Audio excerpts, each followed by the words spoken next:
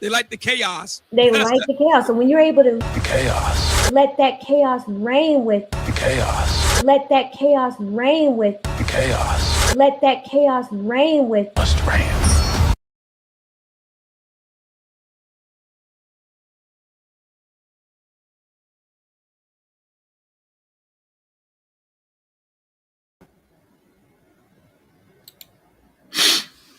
All right. Welcome, guys. Welcome to another session, another podcast, another live stream. And look like a little reaction here on the Chaos Rain Show. I am Chaos Rain. The links to follow me are in the description below.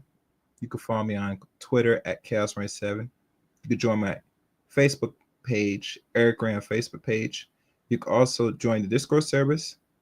You can also follow my Rumble handler, CRain23 at Rumble. Trying to grow the Rumble following, so please follow me Rumble. And last but not least, become a member of the Chaos Rain Show as well.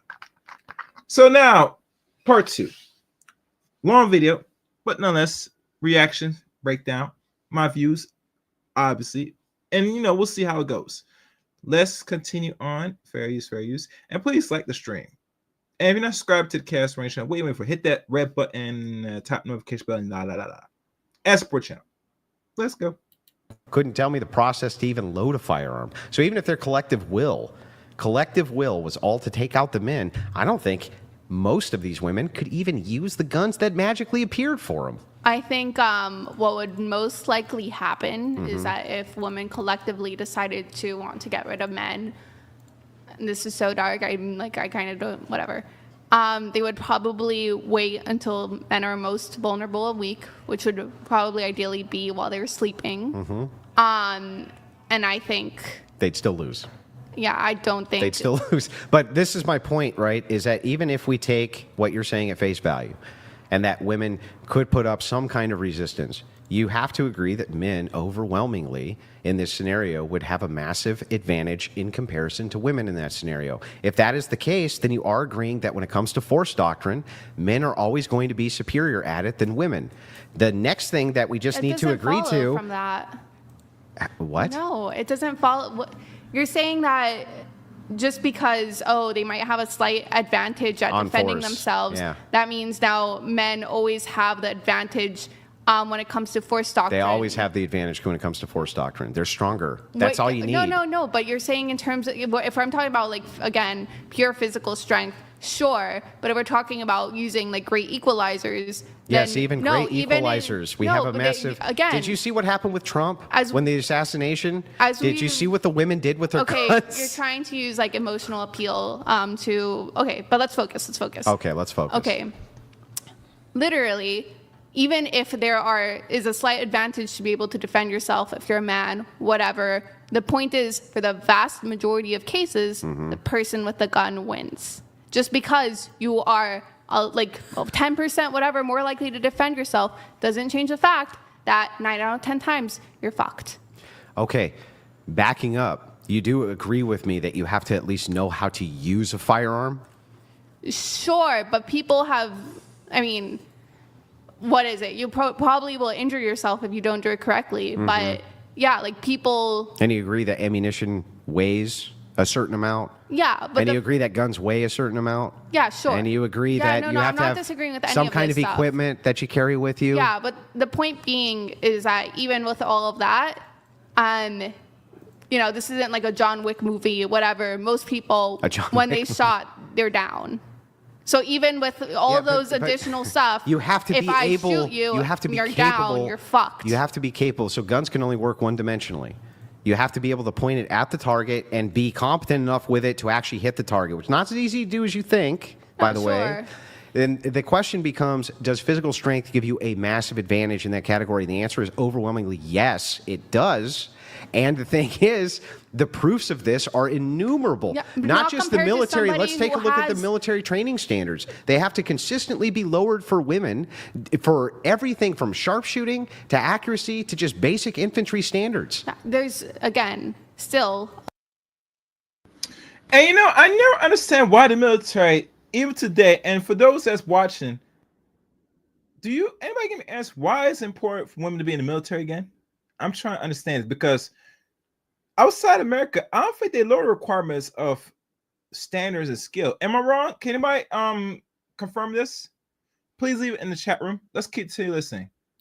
A vast difference, even with all of that into account, with a person who's armed and a person who's not armed at the end of the day. Obviously, it's very different if we're equally armed, but if we're not equally armed and the other person is not armed, yeah, like even in the cases where you might wrestle it out in time or whatever, the vast majority of the time, the person with the gun just wins. So in this case, when you're saying force doctrine, you're saying that as long as women are armed sufficiently, they can have the monopoly on force. I'm saying the monopoly on force doesn't rely on man or woman as much as it relies on who has weaponry. Then why is it that all of the force jobs which exist are overwhelmingly men?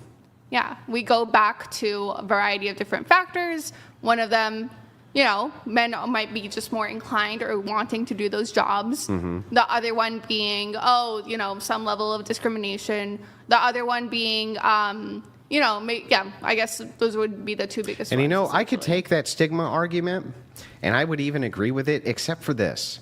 Why do they have to keep lowering the standards in law enforcement for women and in the military for women for physical readiness? Why do they have to lower the standard across the board in prisons for female readiness? Why do they have to keep lowering the standards, lower standard, because they can't get enough women to qualify for the regular standards that men have to adhere to if it is just a matter of stigma? Yeah. And what I was trying to say before is that just because an institution tries to lower the requirements, is trying to make it easier for women to be there, doesn't necessarily mean the stigma is erased, right? Stigma does not just come from an institution's rules. Stigma usually comes from the overlying societal pressure. Yeah, but that would be proof that women could not adhere to the same standards as men when it came to physical readiness. No, basically. Or let me phrase it this way. If I am, let's say we have a pool of women, right? And let's say only a minority of women, let's say only 20% of women are capable of meeting those standards. Women.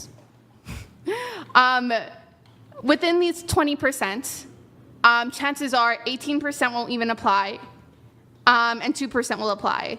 And maybe from the other people who won't even make it, the other 80%, let's say 5% apply. Okay. Now you have more women who are applying, but they can't meet the standards. Very few who apply and can meet the standards. But the vast majority of women from both of these camps are just not applying at all because, hey, like, their family is not very into it. They're more like scared for them. Or their family's more like, no, you should focus more on child rearing or doing this other thing. It would look better for you. Like, we would be happier if you did that.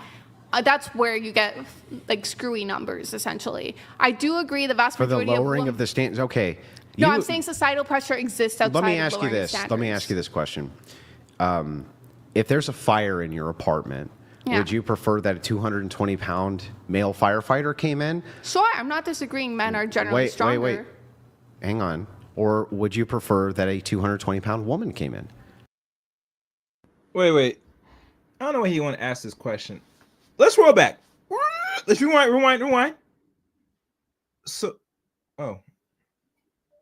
hello. How you doing, Daniel Barris? Hope everything's good. Let's rewind back about the standards again. And I have somebody in the chat room. Maybe you could explain this. If you cannot do the job, then you're not qualified to make the money in regards doing that said job. But I understand why the system is doing this, and they're going to continue to increase it because they need to pipe down and lower and more in doubt, feminize the male population in America just enough so they can gain a greater control over the society completely. And we are almost there at the point now. Most of men today, if we're not really examined, are actually useless. And what I mean by this, do you know the military said it best? I think 2, 3, or 4 years ago, maybe a little longer, that most of non-black males today cannot meet the basic requirements of the PTA exercise drills to be in the military. Are y'all guys aware of this? Now, certain black men, they could possibly meet it, but the overall majority population of America is mostly Caucasian, roughly up 70 or 80%, right? A good most of them, more than half, cannot meet the standard to be in the military, physically wise. So when it says if you get colonized or overtaken by another entity, that chance is pretty higher now. And today, man, we're at a very fragile state in America now that we could be taken over if not careful. For those that don't know, and I can't go in detail that, but you got to do more research on that. But let's keep going because she's going to try Shane's playing this nonsense. Fair use. Enjoy.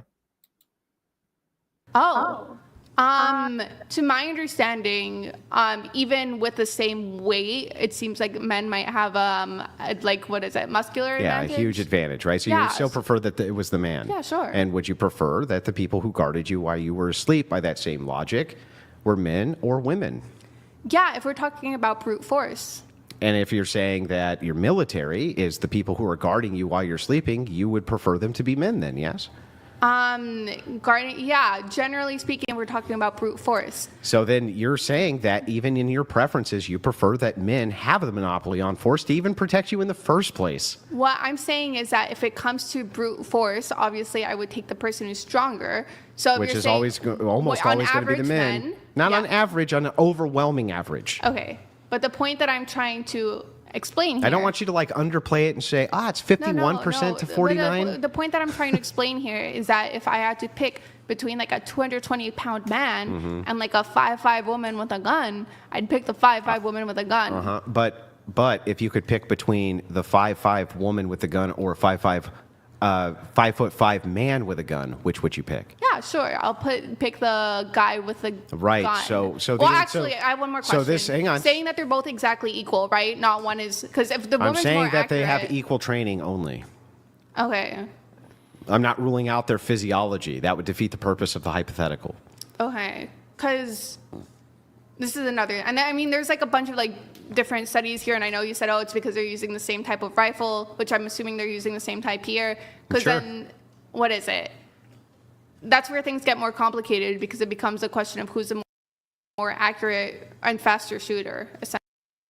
What do you mean complicated? There is no equal footing in regards to meeting a standard if they're in the same field, in the same profession, in regards to holding weapon and rescuing individuals.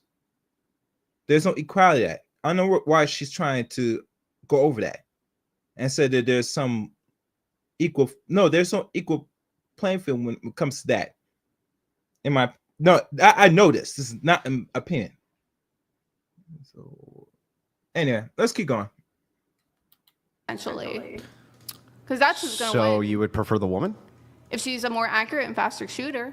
Okay, so just so that we have the man would still be stronger. You agree with that?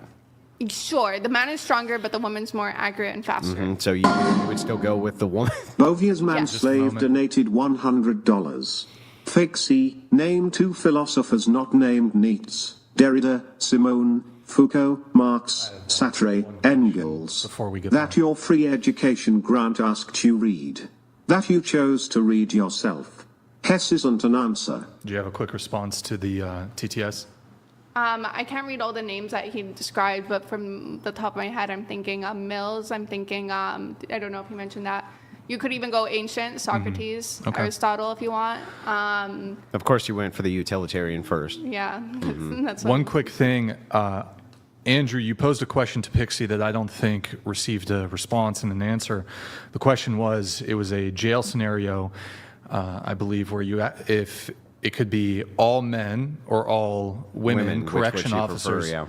I don't think we got a response on that. Pixie. Oh, yeah. Well, if you're in a jail and, I would not say batons are the same equalizer as a gun is, then you don't have to use batons. Guys. You can have guns. No. So the question was, if you could have an all-female or an all-male correction staff, which would you pick? And I think it was same exact training. Same training, same weapons. Same weapons. They could be guns. If you had to pick one, which would you pick? There's plenty of prisons that use guns. And they don't even use batons hardly. They use guns. Are they the same level of? Again, this all goes back to me. Random. They're just random correction officers who have the same exact training with weaponry, same exact training for control. Okay. just because you have the same exact training doesn't necessarily mean that you're at same levels, or maybe you couldn't quantify for this for me or whatever. Accuracy and speed, those are my number one concerns. I'm going to even grant this and say that the women inside of this correctional facility with their firearms are more accurate than the men and slightly faster in the deployment of those firearms. You would pick the women? Yes, and if the guys were more accurate and faster, because here's the deal, you can't, you could try, but if you're going to go after someone and try to take their gun and they're a faster, more accurate shooter, good fucking luck, you know? Like, again, just like... But the problem, sweetie, you go by bullets. You're going to have to reload. You're going to have to reload your firearm, stupid. So let's say the man tried to attempt to take the weapon for you. You pop him there. Pow! You get him. You got to shoot 5 or 6 other dudes that's going to be running charge at you. And trust me, they're not going to be afraid of worrying about your accuracy. See, the logic don't make no sense. But I get it because you're a woman, so you're going to pick woman, obviously. Man, let's keep going, man. How this isn't a John Wick movie. The vast majority of people, once you shoot them, are fucking down. That's just it. Mm-hmm. So that's my number one concern. Sweet, this is not a movie. This is real life. Jeez, you can't be this naive and dumb, man. Oh my God.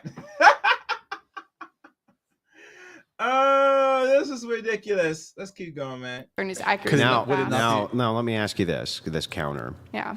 The prison inmates are very upset about the fact that there's a bunch of armed bitches running around this prison, and they're like, yeah, you know, they are more accurate than the men, right? Mm-hmm. I don't know to what degree, but let's just say twice as accurate, and they're slightly faster than the men. And so the prisoners go, yeah, but we don't fucking care because they're a bunch of women and we're way stronger than them. Would it be easier for them to overpower those women, you think, than the men? Well, the reason why I keep saying accuracy and speed is so important is because, yeah, they could try. Well, I mean, how accurate do you need to be point blank with a gun? Not very accurate, right? Yeah, but if they're basically, my concern about speed is just like, yeah, good luck wrestling the gun away if the person is just kills you. And you think even in that scenario that women would have the advantage over less accurate and less fast shooters than women would inside of a prison environment? Yes, I think the number one when it comes to guns, if you're accurate, fast enough, nobody's going to be able. And how much easier would it be for men then to overpower those women? Yeah, I think it would be substantially harder because they would just because die. they're just so quick, right? Yeah, because we're even though they're only slightly faster than the men. Oh no, would you be. said what is it? Or did you say they're way more accurate, but they're only slightly quicker. Okay. But even if we doubled their speed, do you realize when you quantify this that what you're talking about is reloading a magazine from 3 seconds to 6 seconds? That's speed, right? That's speed. When you're talking about accuracy, you're talking about the difference between hitting here and hitting there, which who gives a shit? Who cares if I hit your button or I hit you in the neck? It doesn't matter. It's irrelevant. The men are clearly going to have an advantage over the women in every aspect of this scenario. Whether you give them melee weapons, you give them normal guns, it wouldn't matter if they were less trained than the women. Just the physical strength component of it alone is going to give them an advantage over women. It's, again, you can be a 6'6", buff beefcake, whatever. If I have a gun and I shoot you before you can reach me, you're going to go down. You do realize that men are less likely to go down than women are, especially if you're shooting them center mass. The vast majority of people... You don't need the vast majority. You only need a few. Okay. The reason why I say the vast majority is because I'm saying, like, on average... Even a guy like that, most people, on average, are not going to be able to withstand a gunshot and keep going. It's not the John Wick movie. Now, let me ask you this. You can invest in 2 prisons. You can invest in 2. Okay. Prison 1, they're going to hire female prison guards. Those female prison guards are going to fit this criteria. Yes, they're going to be far less strong than their male counterparts, okay? But they have been tested on the range, and on the range we have determined they do reload quicker, and they are more accurate with shot placement than the men. And we're going to give them all guns. They're going to guard the facility, all right? All females. Another one, it's all males who have slightly lesser standards, like I said, or even significant. They're way less accurate. When they're aiming here, they hit you there instead. And instead of a 6-second reload, you know what I mean? They have a 12-second reload speed, okay? You can invest your life savings, but only in these two options. Would you invest it in the female prison or the male prison? One more question. I'm sorry I'm being so specific about this. It just Sure, does go matter. ahead. In the earlier one, you said, they're less likely to respect the woman, so they're more likely to revolt. Is this a case here too? Well, no, I'm only giving you these qualifiers. Okay. And the qualifiers are, it fits your criteria. The all-female guards who are going to be guarding the most horrific rapists, murderers, and lunatics that you can think of. But they're all going to be armed. And it's going to be the same exact weaponry that the men have in a counter prison in this hypothetical. In this case, the women do reload swiftly, right? They can pull the trigger even faster than the men can. And their shot placements are above par of that of their male counterparts. Yeah, I'll go with a woman. I'm always going to put... You would invest your money in the female prison. Yes, I'm going to put my money where whoever is more accurate and faster.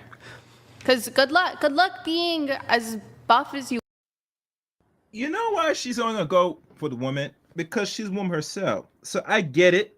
She's a little biased because she feel a woman's good in one area. So it say, hey, it's pretty better to have a woman be in charge and protecting a facility full of men in the thousands and maybe tens of thousands. That sounds crazy as hell. But you see, this is that feminist mindset, people. I mean, what more can I say? If you guys agree or disagree, let me know in the chat room. Let's keep going. Praise. Want if I get to shoot you twice or even once in most cases before you get at me, you know? Now, do you agree that women, for these jobs, you mentioned stigma, for a job like a prison inmate, would you agree that female prison guards for the same work probably make a slightly lesser wage? Probably, I don't know. Yeah, probably. So then how come somebody doesn't just make an all-female prison with these categories where they could pay these women way less wage? Well, I think what we were probably describing before, I think maybe I'm wrong, but to my understanding, like they usually don't want people to result into lethal force, right? We're talking about, like in the examples you gave me, at least my understanding. What do you mean? There's prisons all over the world where they only use guns. I thought we were talking about the United States. But even, I thought we were even talking in the about United States, Even there the are United maximum States. security prisons where there's guys on the walls with guns. Yeah. Okay, let me phrase it this way. When you gave me the original scenario, what I'm thinking is, okay, like inmates are trying to escape, whatever. Yeah, they would be trying to escape in these scenarios too. Sure. Yeah. Okay. In real life, usually first of all, usually I would say probably more men are applying. I don't think women are very interested in being female guards. Yeah, sure. They're not high-security interested. That's why prisons. they're selecting from this group, right? Yeah. I'm saying, like, you're asking me why doesn't this play out in real life? And I'm saying, like, okay, well, in real life, here's a couple of things. There's not that many women interested. Bovia's manslave donated $100. Answer, what is an R? Have you ever shot? What is the deadliest gun available? I trained with a judo Olympian who refused to train with men. No lethal force. Have you trained? Are you more educated on it? Anyways, I'm not trained. We've established that I'm not shooting people. Regardless, back to the original question that you were saying about the guards. Why doesn't this happen in real life? Okay, well, not as many women are interested. That's Yeah, I know, partially but the we're reason. selecting from a pool who are interested. Yeah, I'm saying And that you could probably, definitely staff a prison with the selection of what is interested that definitely fits the criteria that you put from the Really? quick. Yeah, why couldn't you? Because I don't think. Why couldn't you go all around the United States to select for these guards? right? And say, okay, we'll pay you a big bonus to come relocate over here, and you can be in this all-female prison. Just trying to go on that massive hunt across the United States prisons to find the women who are the top caliber of shooting and accuracy. Seems like a brilliant financial move. No, it seems awful financially. Why? Because just the startup cost alone. That's what all companies do. All companies scour the world for talent. Google scours the world for talent. Okay, yeah, Google. Why wouldn't a prison system do the same thing? A multi-billion-dollar company is very different than your local prison system, who's also trying to just probably cut costs. If I could staff tomorrow and also an all-female force, right, that I knew for sure I could pay less money than the male counterparts in a similar business around me, I'd be raking it the fuck in. What are you talking about? First of all, I don't think it would be substantially enough. The level that you'd be paying them less would be enough to overset the onset startup cost of finding these women. The highest cost in a business is payroll. Yeah. Yeah. But there's startup costs. You know, like a startup. Like, yeah, that's what investors are for. They're looking at the long game, 25 years. They're not going to get a dime back for 25 years. What do you mean? Yeah, and these people also, it would not just be a one-time startup cost, because women would obviously leave, and you're trying to find not just any woman, you're trying to find the top caliber woman. No, not the top caliber. Yeah, all we're trying to do is find women who generally, right, can reload their weapons faster and do better shot placement than the women or than the men. Yeah. There's got to be millions of those. Yeah, no. Well, here, first of all, I don't know how many of those are prison guards. First of all, as we've established before, I said, oh, the number is probably like pretty low. Oh, there's tons of female prisons worldwide. Tons. Yeah, but how many prison female guards? Well, I mean, how many would you need? Let's say you needed 100. He couldn't find 100? Yeah, I think you would have. Let me tell you something. She's gonna keep fighting you, Andrew. And I understand why she want to fight this, because this is the mindset, the indoctrinated mindset that they have conditioned a lot of modern Western women today in America. That you are warrior queens, Wakanda, or whatever you want to call this nonsense, right? If the society tried to put you as the foot soldiers to protect society, we would collapse tomorrow. And it's not no diss. This is honest facts. You're based on accuracy a woman has that they're good at, like the sniper accuracy, that is all it takes to protect thousands of people. No, it does not. It takes intelligence, strategy, physical force, and performance to protect people. Not just accuracy. Accuracy will not protect you. So she's wrong on a lot of fronts in this nonsense. So let's keep going. I'm sorry, guys. I have to say this. Have to literally, again, as I stated before, spend a shit ton of money scouring for talent. You have to do that if it's all men. What? No, I don't think most pure prisons are looking for top caliber men to be prison guards. What are they looking for? They're looking for people who meet the basic requirements. Which is that? They're fucking strong, right? That they can manhandle inmates, and that they can deal with the rigors of a prison. Sure. In your case, you would staff your entire prison with women. Even if we gave them these characteristics, it seems like you're just trying to avoid the idea that even if you could find them with these characteristics and bring them in, right, and pay them less money, how would that be a bad financial decision? You've already invested your life savings in such a prison. No, because the reason why is because I'm telling you the startup cost alone of finding those women, and you're saying like this would have to be like a continuous thing, so people would be dropping out, coming back in. Oh no, every business ever. Yeah, I don't think I don't think in general, unless if you're a multi-billion-dollar company like Google, you should be spending a significant amount of your resources scouring for like the number one talent or Let's whatever. Let's say if you could get state funding, it's going to be a small prison. It only requires 10 male guards on staff day and night. So you're rotating just 20 people. That's it.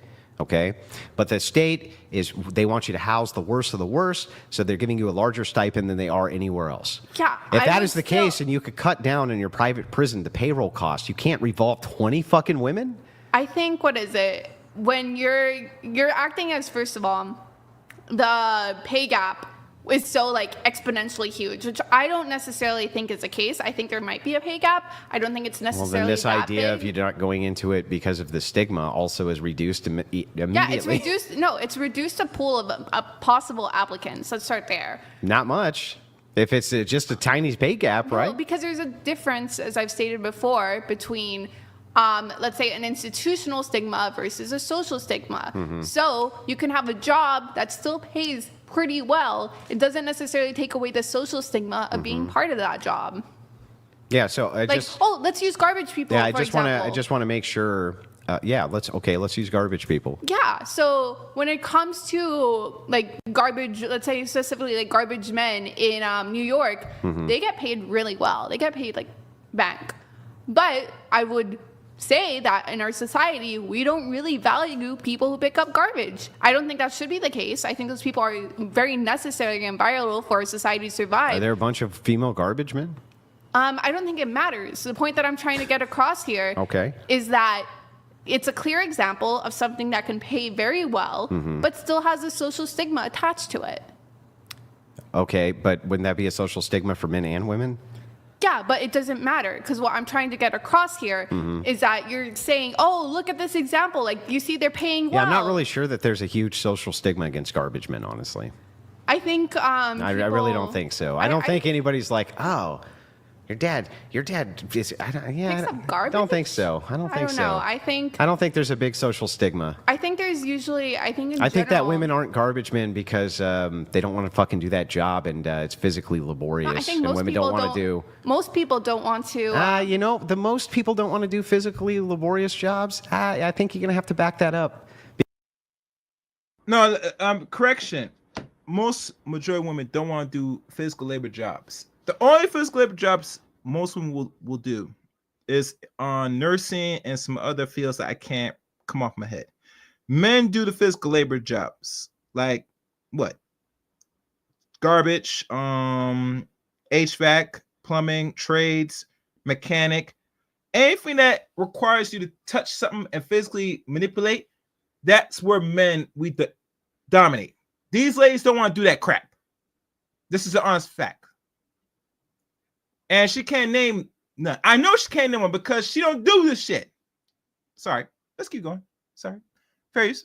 Because as it turns out, men, when they're polled on this, actually do enjoy physically laborious jobs. And that's why they gravitate towards them. The idea that kind of the socialists like you on the left say, nobody wants to do a physically intensive job. Actually, there's quite a few people who only want to do physically intensive jobs. They get bored at a desk. They don't like working inside. Any number of different reasons. The point is that our society, and hopefully we can just agree on this, doesn't really value physical labor maybe as much as it should.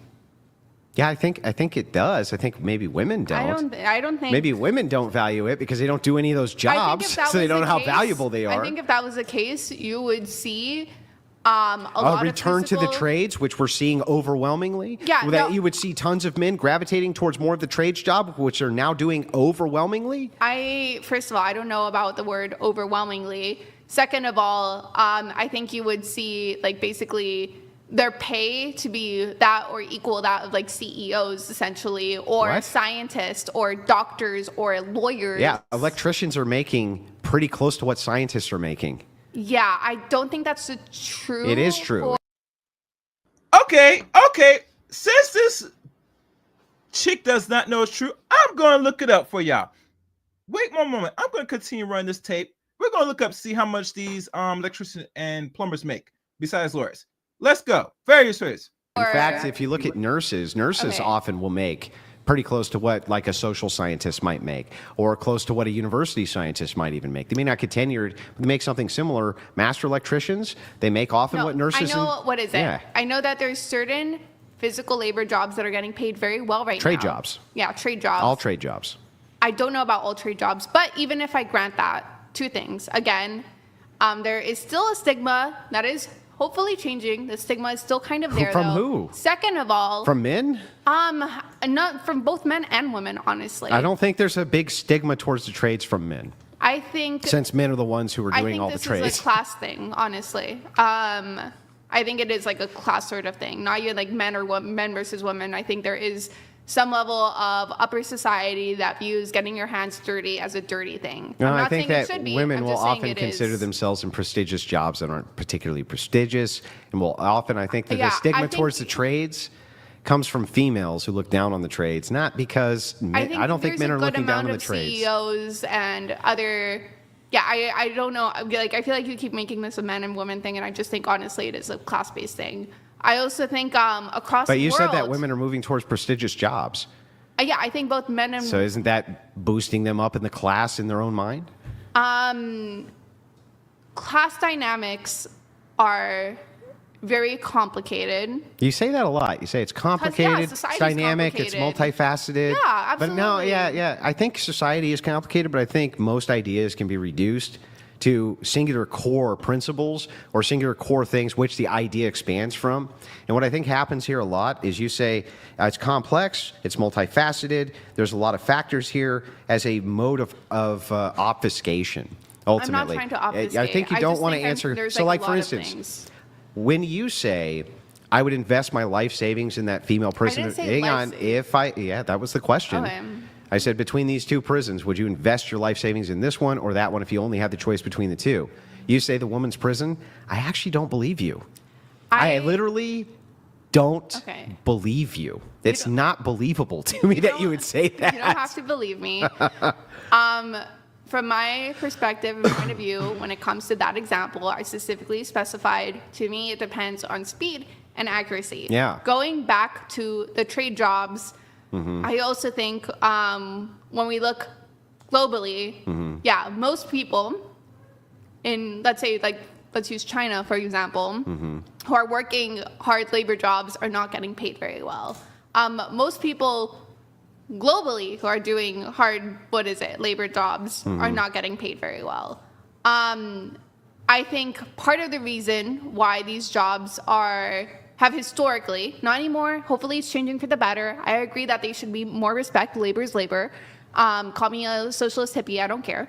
Part of the reason for this is because for a long time, it was seen as something that anybody can learn. Anybody can learn a trade if they really want to, whatever. Now, we've moved so much to a service society that not as many people are learning how to do that labor. So that creates a higher demand for that labor because there's not as much people who are willing to supply that because they can't. I still don't think this. Okay. Now I'm looking at these trade jobs to see if this woman is accurate.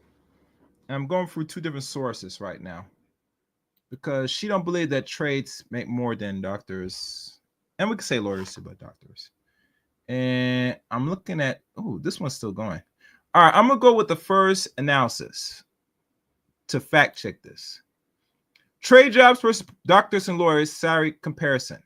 Doctors and physicians, minimum annual salary, $208,000, and top earners could range from $400K to $500K. Specialists. That means if you're a toe specialist, heart specialist, that could bump your salary. Lawyers, on the average, if they do good and they put in the time, they can make upwards on the average, medium average, $127K a year. So they're like six figures. And top earners could range from $200K to roughly $500K. Big lawyer, big law partners. So you got to be partner to make the big bucks. Now, the trades itself. Electricians, 60 to 80K minimum annual salary. Top earners, 100K, union, overtime, experience. And they're not talking about the overtime. Overtime could vary and you can make more doing overtime. Plumbers, 60 to roughly 75K. That's the minimum annual average salary. Top earners, 100K, self-employed union. And that could go higher depending on where you are in the city you are. What next? Elevator installer, which I don't know that's a trade, but it's here in the breakdown. 97K, 130K. That's it. That's the top earners. Medium salary for elevator installer is $97,000. Welders, specialized, the ones that bind metal. They could start as a median annual salary up to 50 to 70K. Top earners, 100K. Underwater piping, and that could vary. That can go higher for those that don't know. And last, HVAC technician. It could start from 50 to 70K. And the top earners is 90K plus. Now, this is what is said here. And let's look.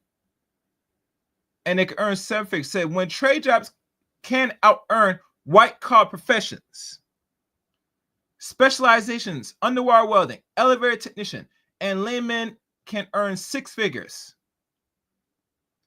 Overtime and union benefits. Many trade offer generous overtime, hazardous pay, and union negotiation salary. That could vary. That could bump your salary if you're in these trades and unions. Entrepreneurship. Skilled tradesmen or tradespeople who run their own business can earn far more than the median. And that varies on the city. And last, no student debt. Unlike doctors and lawyers who often carry 150K to 200K in student loan debt, tradespeople can start earning early with minimum education costs and no debt. So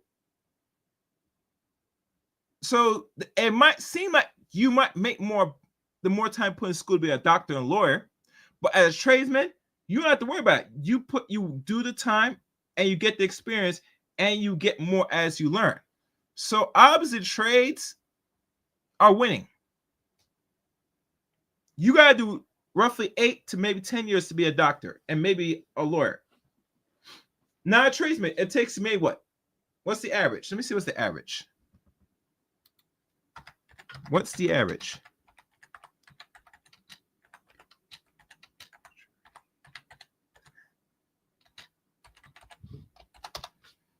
And I'm going to continue this video in a second, guys, because we got to break this down. It will take typically 6 to 2 years. Apprenticeship, 2 to 5 years. So going for, that's like almost getting a bachelor's degree. And the more further you want to take it. So really, tradesman is the way to go. Now, it says here, because there's more data on this, so not all trade jobs pay more than doctors and lawyers, but most trade jobs start at 50 to 120K, up to 200K for top laymen, earn less than the median doctor, that is $324,000 and $581 something. Lawyers, $171,000, and far less the top doctors, which roughly will mark as $776,000. Big law partners roughly range from $8,800,000 to $15 million, but that's only top lawyers. The exception exists. The elite laymen and renewable energy technicians start from 90 to 200K and can out-earn low-end practitioners from 230K, or public interest lawyers, that's 60 to 150K. But this is small subsets. Not all trades check BS government for trade salaries. Yep. For doctors pay and lawyers and all that. Note the void further, blah, blah, blah, blah. And that's it. I'm not going further. The end of the story, or the overall purpose of me reading this, and I apologize, but I have to do this before we continue on this, is you might, if you're really intelligent, you might qualify and do the time to become a doctor and lawyer. And it's going to take you roughly nearly a decade to become a doctor, and close to maybe another 10 years, 8 to 10 years to become a lawyer, roughly. But you got to keep in mind, most people that go to school for more than 4 years for college, or you're going to be in debt. And that's the fact that they don't talk about. This is my logic for those that don't know the Chaos Reign show, and that's watching this now. And I appreciate everybody that's watching. As low as 200, as high as 821 watch in this stream. If your best bet is to be a tradesman first as a man before doing any form of school. And the reason I say this, and I am marking this personally, is because the whole purpose of you going to school is to get in and get out without paying as little or no debt at all. Once you start factoring the debt for an education that might pay high, depending on what degree you get, you're still paying, and you're going to be paying for the next 5 to 6, 7 years. Because most people that get into 50 to 100 or more K in debt don't pay the debt off in 5 years. Some of them still, I hear, from what I'm hearing, still paying off to the debt. I want that to sink in. Think about that. Let's continue. Various. Stigma has completely reversed or changed. I think that there are more people talking about how those jobs should be valued, which I agree with. But I still think that the vast majority of people are told, you go to college, go to college, go to college, go to college, go to college. But I mean, that's being pushed towards women, the female dynamic. I think, what is it? A lot of men. Most women are, if you look at the vast majority of college graduates, it's women, right? Yeah. So the reason for this is because women are the ones who are being appealed to go to college. Men are often appealed to go into the trades. This is why this is further evidence, by the way, that kind of the social stigma that you're talking about is coming down from women, not coming down from men. Men are being encouraged. Oh, another thing, if you guys have a special question, put it in super chat. It'll come up on the screen better. Let's go. Encouraged to go into trades. Women are the ones who are being encouraged to go to college and waste their fucking time getting a degree in basket weaving. Right? I promise you that there is no son of any CEO or any super high-paying person in power who's telling their son, like, oh, go do a trade instead. They're being taught to essentially take over the family business. Ulysses the Pagan donated $100. Prisons have had multiple prison riots over the decades. Many cases the all-male correctional officers were overwhelmed, local state enforcement and military were brought in, women would fare better? Under her logic, they would, yeah.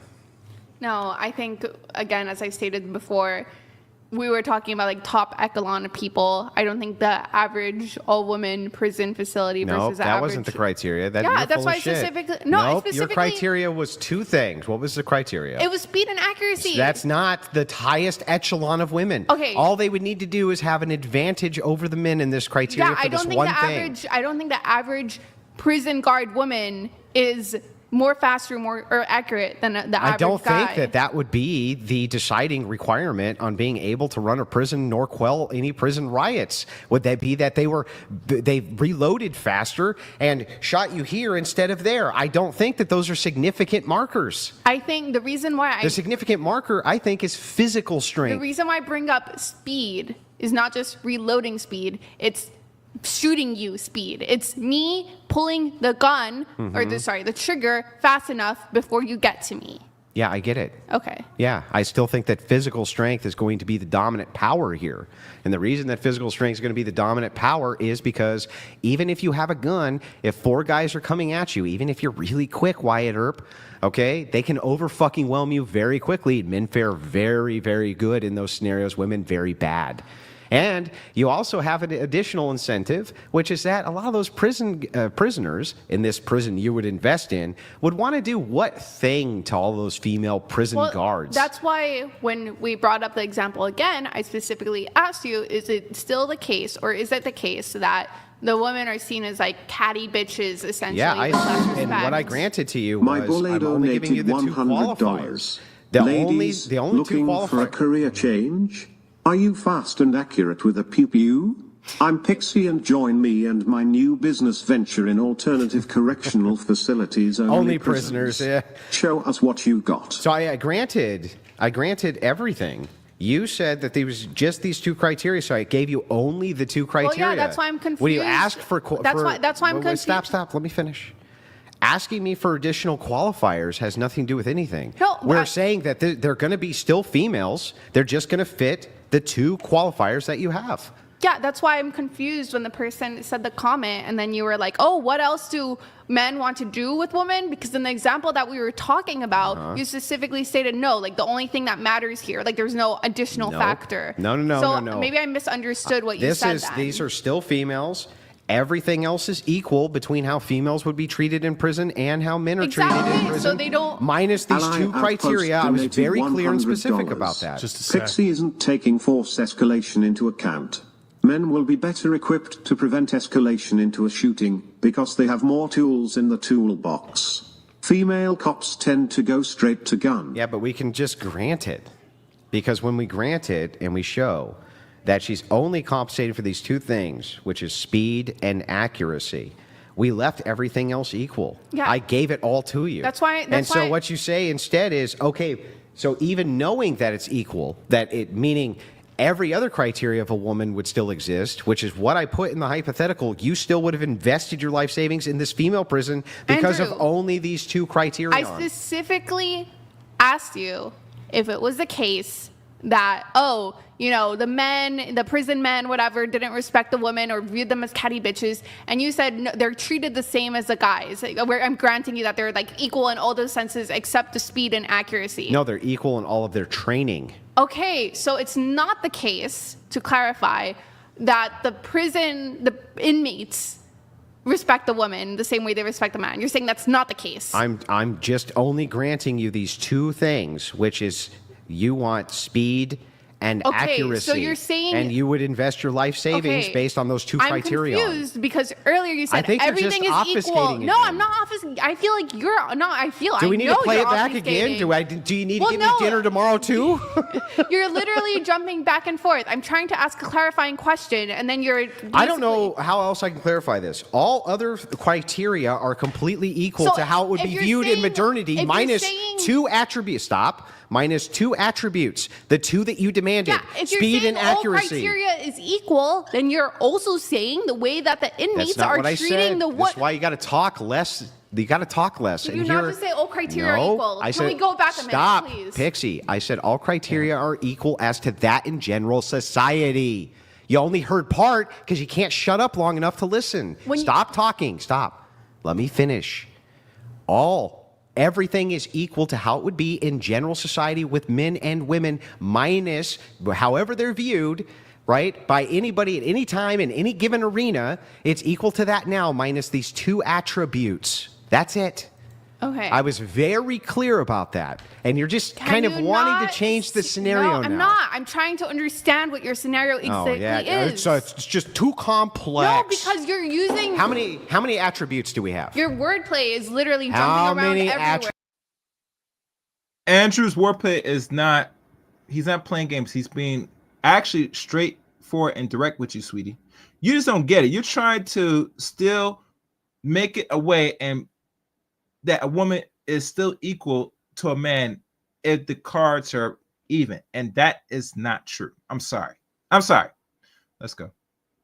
Attributes do we have that we're looking at? We're saying that there's two. So you're saying all else is equal. Yes or no? No. Well, no. When I say all else is equal to what? All else is equal to those two attributes. Nope. To general society? To general society. Okay, you did not say Yes. general society before. We're only you said looking you're at granting two me, attributes, yeah, Pixie. you're saying you're granting me everything except the two attributes that we're changing, and now you're going back and saying no, general society. No, I'm granting you that there's the same women, they're the same everything. People can the only rewatch, distinction. and they can jump back and forth and see. I have what said you these two attributes 50 times. These are the only differences. Yes, can you understand how it might be confusing No. when you say these are the only two differences? And then Yeah, when I ask the you- only two Yeah, and then when I differences. ask you for clarification, if men and women are being treated equally, you're saying, oh no, the only two differences First of all, are the accuracy and speed. your clarification came post question. That's one. And two, here's the thing. You already answered it before you asked for the clarifier. No. You'd already answered it. That's But why I the thing asked for is- the clarifier, So let's because I do was it. So let's do it confused. again. Let's do it again. These are the two attributes that you want to see. Those are the only two that matter to Pixie. Yes or no? Because you said yes. I said if No, we're saying okay. if everything else is equal, if men and women are being viewed equally the same, treated equally the man. same, and the only difference is that the women are faster and more accurate, then that's a different answer versus, oh no, the men and All right, I see some in the chat room. Shout out to the man from Montreal, Canada. How you doing, sir? Hope everything's well with you. women are still viewed differently. Okay. They're viewing the woman as so catty all bitches. of the men inside of this prison, right? Yes. They want to kill Okay. all of the men, and they want to. Before I continue, the guy from Canada, I think I pronounced him Cedric. I'm sorry I butchered your name. Is there female prisoners, female guards in prison in Canada? What's the sex ratio in regards to the prison up there in Canada? Curious. Let's go. Kill all of the women. Doesn't matter who's guarding them. They want to kill them and get out. Okay. Doesn't matter. Both sides. Okay. Okay. There. We got that clear? Okay. Repeat it back to me. You're saying the prisoners in either scenario want to just kill and get away. They want to kill them and they want to get away. That's all they want to do. They're going to plot it. They're going to do whatever they need to do that. Okay? The two attributes. We have the two attributes. The women have an edge on those attributes. Okay? Okay. One of them, they're much better. Their shot placement is not here, right? It's much more centered. Okay, and the men are kind of hitting all over the place inside of something like this. No, they still hit, but they're hitting all over. Okay. Their group is much wider. Okay. However, these women are much quicker and they are much more accurate. We have the two attributes. We know now what the prisoners view them as. You have everything. Which prison are you investing your life savings in if you had to invest it in one? No, I have an additional question I just thought Of course you no, do. I'm not. This is not me to be bad. This is total. Okay, it's not Okay, meant. no, fine. Go ahead. What is it? What's the question? okay. They're usually linked, but not always. Stamina. Uh-huh. Do the men have more stamina, or do the women have What's more meant by stamina? If after shooting 5 times or whatever, it's harder for the women to keep. They're basically their accuracy. No, as it turns out, they're still women. Yes, they are still women. So they have the same on average stamina that a normal prison guard woman would have. But they are indeed faster with their guns. They do indeed have better shot placement with their guns. But they are still women, unfortunately, in this scenario. And yes, the prisoners want to escape, right? They just want to get rid of these guards and go. Okay? That's what you know. Okay. Before you're investing, which prison are you investing in? Okay, now this becomes a math problem. My first instinct is still accuracy and speed, but if you're saying their stamina is... Don't you guys love it when you see the math symbols on the screen? I find it very, very talented, very innovative. Because, when people talk about math, that's the first thing that comes to their head. A bunch of math symbols, like... That's too much math to say, oh my God, it reminds me of going back to school for my math exam, taking my trigonometry, my calculus exam. It's like I just see numbers and symbols.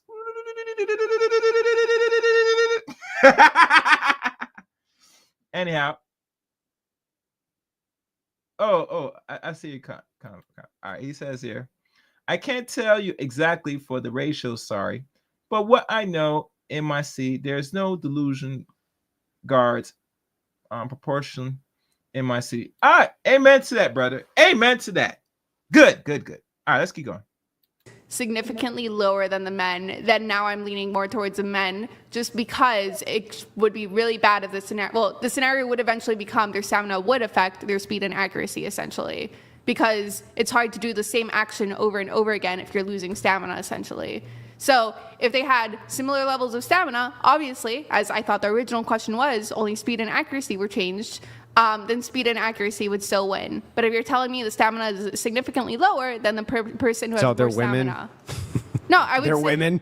But wait, I thought as long as the women could shoot better and were faster, that's what you really cared about, because all that matters is when the bullet hits, they're down. Yes. Then why? So because then are we going to go ahead and invest in the woman's savings or not? The reason why I bring up stamina now, or the reason why it's as important, is because if you have... I thought all it was important is that the bullet hit them. Yes, that is the most important part. But... Speed and accuracy. Yes, but here's the deal. Here's the only scenario where that would change. Okay. If you have 1, 2, 3, 4, 5. Let's pretend this is 10 men. This is not 10 men, but let's pretend. Let's say you have 10. Don't tell me this chick really had to sit to write down a piece of paper how much men. Lord, Lordy, Lord, Lord. All right. 10 men. We got 10 men. Yes. Mm-hmm. And you have the person shooting, right? Uh-huh. But let's say after the fourth man, they're too tired to continue shooting. Uh-huh. Then they're fucked, basically, Okay. essentially. So which one are we investing in? So if you're telling me the men are less accurate and less fast, but their stamina could take over all the other guys, I didn't say essentially? that. I said that these are just going to have the normal stamina of a female prison guard, normal stamina of a male prison guard. Okay. Yeah, I don't know. Like, I'm going to assume that the normal stamina of the guy is more than the normal stamina of It the seems woman. like a safe assumption. Okay. Then I would say the guy. So which prison are you investing in? The male one. The male one. Okay. If the stamina is that much significantly more important. So then, Unless- so then men are, even if the women are more Wait. accurate and No. can shoot better, you still would invest in the male prison because they're still going to be better prison guards overall. The only problem I can see is it doesn't matter how much stamina you have if your accuracy is shit. Oh yeah. So which one? Again? Well, no, it's a fucking math problem. That's the problem. That's where you have put me at. I would literally have to sit down. I'm not even joking. I would have to sit down. I would have to look at the average staminas. I would have to look at the prison inmates themselves, essentially, and I'd literally have to figure out. Okay, that's fair. What would your intuition tell you right now, based on the information you have? My intuition would say that, hey, if their stamina and they're, let's say, fairly competent or whatever, then I would go with the guys because they have more stamina. But again, if in this scenario they have stamina but their accuracy is shit, then I would go with a woman, because if your accuracy is shit, it doesn't matter if you have a lot of stamina. If somebody gets So a here's fucking the gun knowledge from you, that you're you have. fucked. These are women. These are men. You can make whatever assumptions you want from there, but you do know for sure that the women can shoot better and they have much tighter groups. They're faster and they can shoot with more accuracy. You can put your life savings in one. Which one would you put it in? Okay. I'm going back and forth. It's a math problem. I would say right now I'm going with stamina as the number one thing, because it doesn't matter how accurate and fast you are. So we're going with the men. Okay, sure, yeah. Is that right? For now, yeah. Okay. God damn it! You can't make this shit up!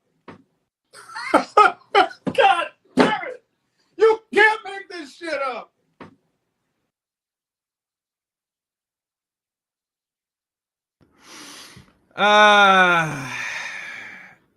You see that? Yeah, I know. Wow, isn't it? Wow. Let's keep going. Fair use. You think that men, even if women can shoot better and are faster, still would have an advantage? What do you mean? Okay, you're saying, with the, what is it? Female prison guards or whatever. Yes. They would have an advantage even then. Okay, are you talking about, male guard versus woman guard? Or are you talking about male prisoner? I'm talking about so we're not going to obfuscate anymore. I don't know if you need to take an Adderall pill, but I've been super clear. So we have two attributes, right? 1 and 2 are our attributes. Okay? We know only that you have males in one prison who are going to guard it and females in the other prison who are going to guard it. Okay? But you do only know that these two attributes, 1 and 2, those two attributes for the women are going to be superior than that of the men. In some cases, significantly superior. Okay? In the case of speed, it's going to be significant difference. Last question. What's the ratio of prison guard to person? I do have to move this on soon. Okay. So if you Whatever guys the can average is, let's try say it's 6 to 1. Then yeah, accuracy and speed. Accuracy and speed. Now let's say it's 20 to 1. Stamina. Okay, now let's say it's 100 to 1. Stamina.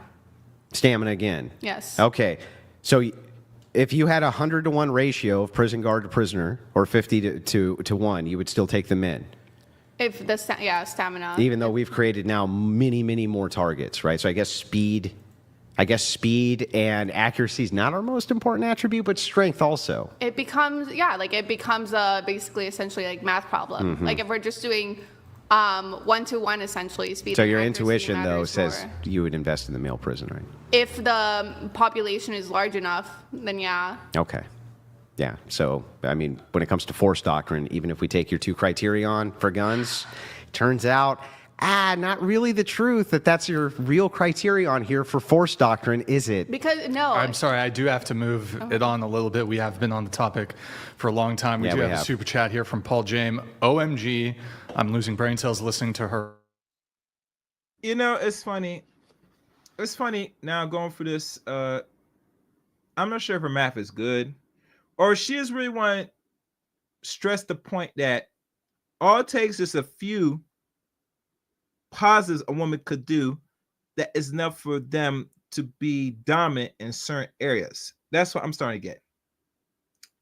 Anyway, what are your thoughts on that? I mean, are you gonna hold your bet? You didn't. Wait, okay. I can actually also we can give you an out here for the rest of the show. We have an In-N-Out hat. You don't have to buy us In-N-Out if you wear the hat for the rest of the show.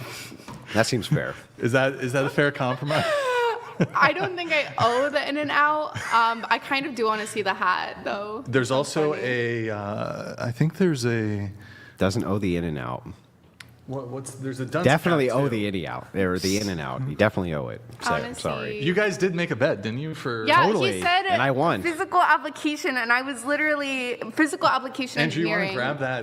Physical In-N-Out? engineering. You said but physical application. You want to grab the engineering. In-N-Out? I think you would look good, honestly, in the With the In-N-Out In-N-Out. hat. I'm down. You want to just grab it really quick? It's right next to the fedora.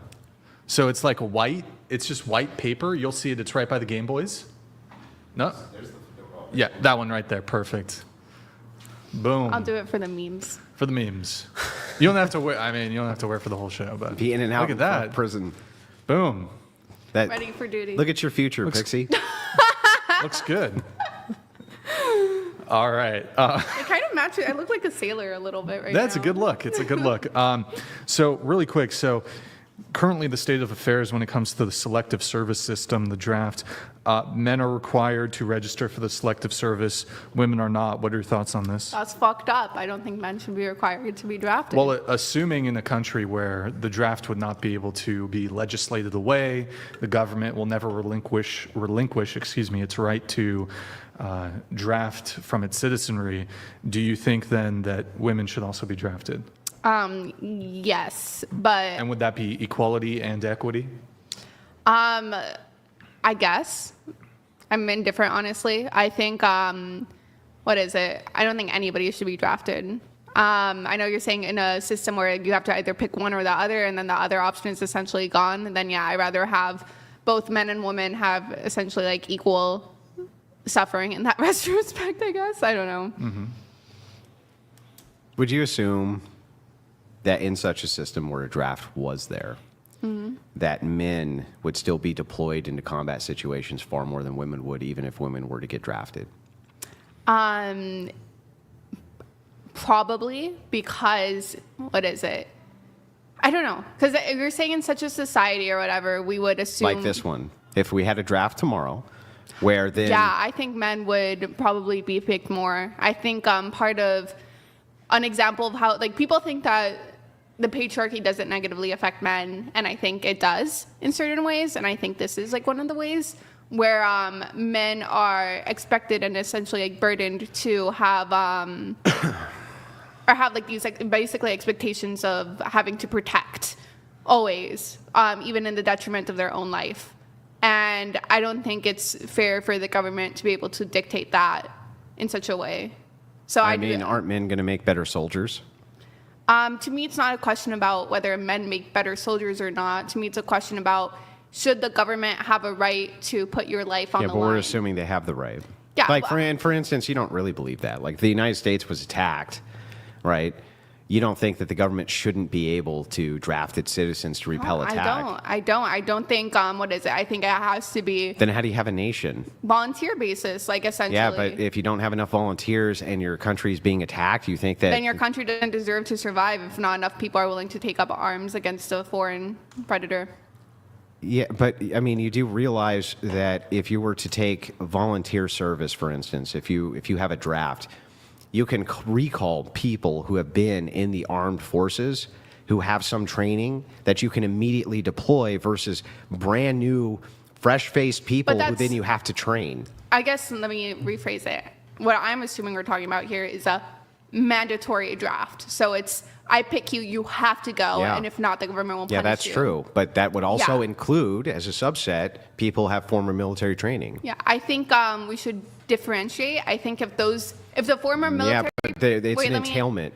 You can't differentiate. It's If entailed. those people want to go and fight for the country, great, awesome. I don't think you should force those people to Yeah, fight that's for the great, country. but that's not the question. The question is not whether or not you think that that should happen. The question is, if you have a draft, the entailment of having a draft is that people who have formerly served are going to get drafted. Okay, how is that a question? Okay, that's an entailment. I need you to agree that that's an entailment of that. Because earlier you were saying that it wasn't. So I just want to make sure it is. What do you mean by entailment? Please clarify. It means that if you're drafting everybody, Yeah. then the pool of people who have formerly served will also get drafted. Okay, that's not a question. No, it's an entailment. So I just asked you to acknowledge the entailment. Okay, yes, they will draft people who had former experience. Yes. Okay. So if you're going to do a draft, right, the logic behind it also would be that you can then call up soldiers quickly who have had some kind of training. Sure. Yeah. So then if you're only dealing on a volunteer basis, a volunteer force, and your country's attacked by a much larger force, then wouldn't you want the systems in place for conscription so that you could quickly field men into battle, starting with people who have former military experience to stave the enemy off as you train new soldiers? You can create a system where those people are basically on standby or reserve. So then... Yeah, but if it's voluntary, it would defeat the purpose of conscription. What is it? I mean, again, I don't think the draft should be a thing. I think we can have a system in place, or let's call it draft light, whatever you want to call it, where people volunteer their services in case there is such a situation. But I don't think you should be able to force an individual ever, under any circumstances, to put their life on the line for the government. Well, no, for their own nation. That's... I don't think... I think oftentimes... Like, for instance, you realize governments can be subverted, for instance. Yeah, I realize governments And you can be realize subverted. that inside of this type of subversion, you can have, like, surprise attacks nobody's prepared for, right? You can have all sorts of Sure. different things happen where you would need to call up soldiers very, very quickly, whether they wanted to go or not. Yes. I think in the history of the United States, most of the time it is not necessarily a surprise attack like that. So Yeah. what? Because What the I fuck's care that have to about do with how anything? realistic the scenarios are. But regardless... Wait. That's a very realistic scenario that you could be. In fact, saying how- what was Pearl Harbor a surprise attack? Yeah, the one and only. That was a pretty big surprise. No, not sorry, the one and 9/11, only. that too. No, not just 9/11 either. Okay, what no, other- many surprise attacks. War of 1812 started with a surprise attack. By the way, Sorry. the Civil War started with a surprise attack. Can we compare... No, let's compare. Stop cutting me off. I'm not done. Okay. The Civil War started with a surprise attack. How many of those wars can we compare with, like, wars the United States has been a part of or has directly been involved in that are not surprised? Those wars don't have conscripts. So World War II it was a conscription war, yeah. And then if you go back to the Civil War, there was conscription during the Civil War as well. What about those Vietnam? those were our big surprise attacks. What about Vietnam? Yeah, Vietnam there was a draft, but not very many Korean people War? actually got drafted. Interestingly Korean enough, War. Was there a conscription in the I'm Korean War? pretty I think sure there there was. was. Yeah. Now, I'm not sure if you're talking about constrict. I'm not sure what you mean by constricted. I don't know if he means by successful attacks where America won those wars. If I can remember, I think most of the wars that America that took place or they conducted, I don't think they won those wars outside of America, like the Korean War.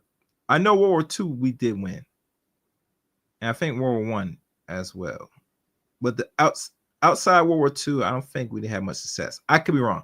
I'm not gonna look up right now because that's not the purpose of this stream. What's your thoughts? Leave in the comment section or in the chat room. Let's go. 2-year war. Yeah. Yeah, there's the point that I'm trying to get across. But the two major ones, both of them seem to fit this criteria. The point that I'm trying to get across is that I think that, yeah, you should not force the general populace to essentially, or any individual, to be part of a war they don't want to be part of. I just think that's fundamentally not okay for a government to do. And the reason why is because I'm sure we can agree there are times where the government doesn't necessarily have the best interest at heart when it comes to going to war. So I just want to take this to its logical conclusion then. So, okay, so what is the best interest of the government that they create these wars, or the wars are created ahead of time?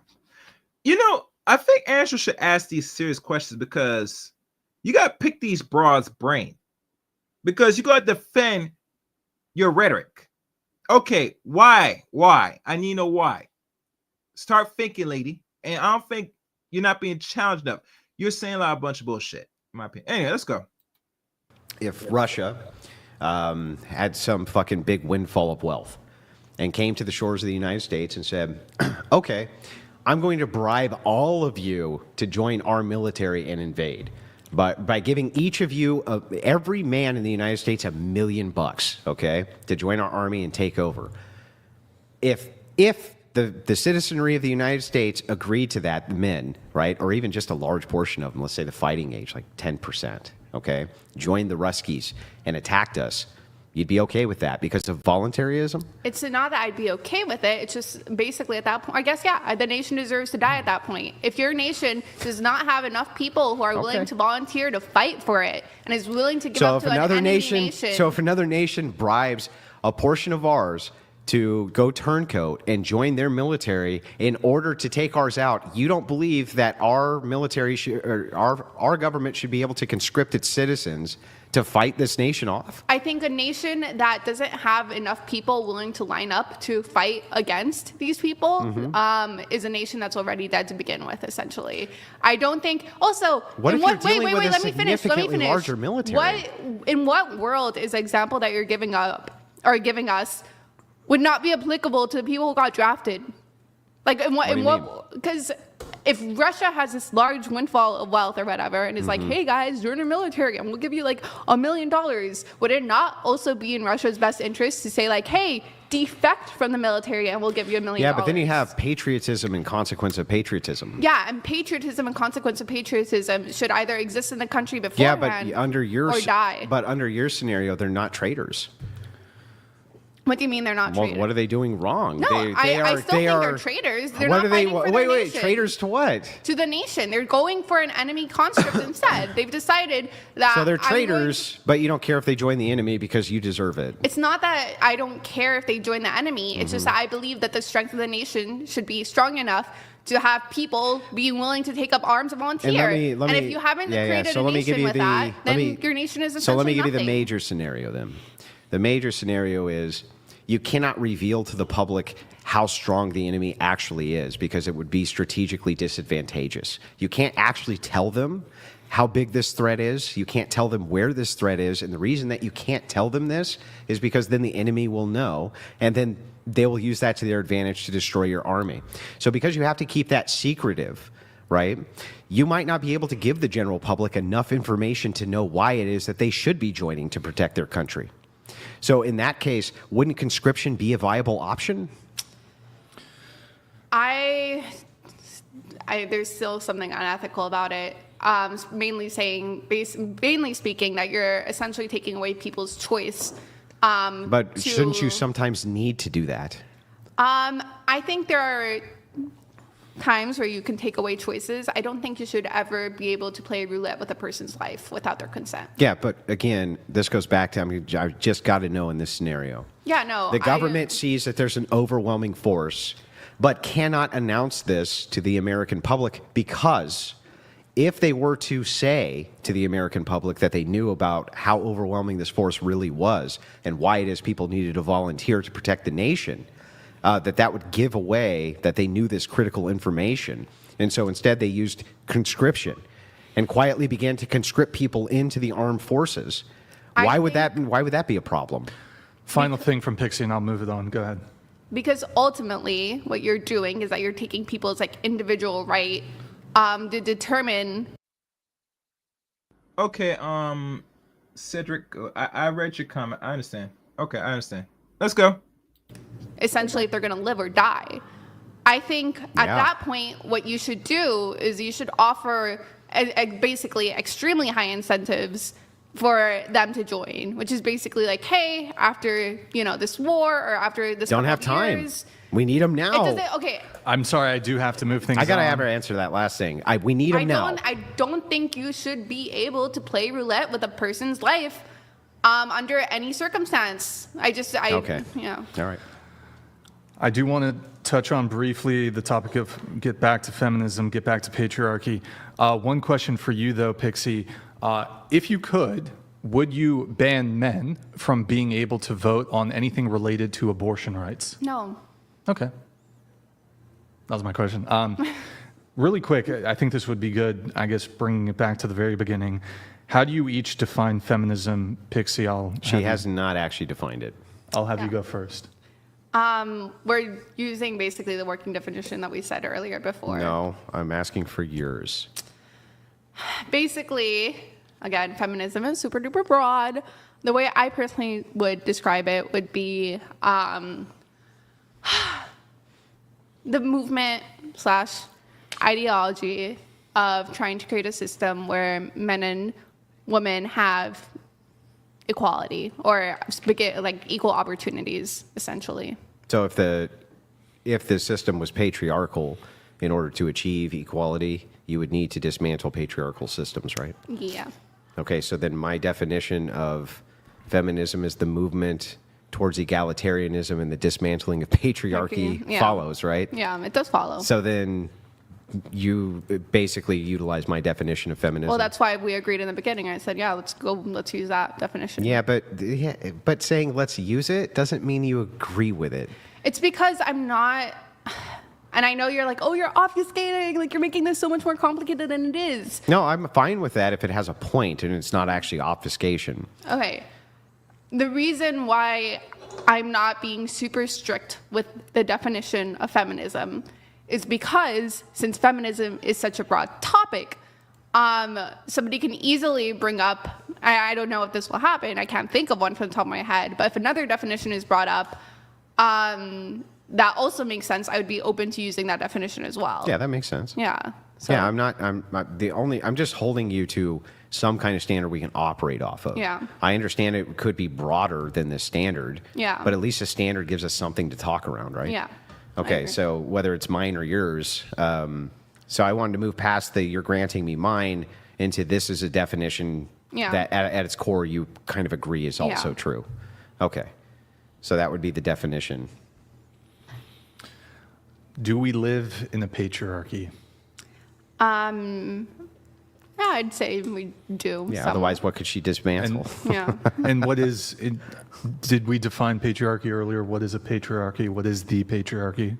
Basically, the patriarchy is, I don't even say necessarily like a system of governance, but a system of like societal structure where men have more power on the basis of being men.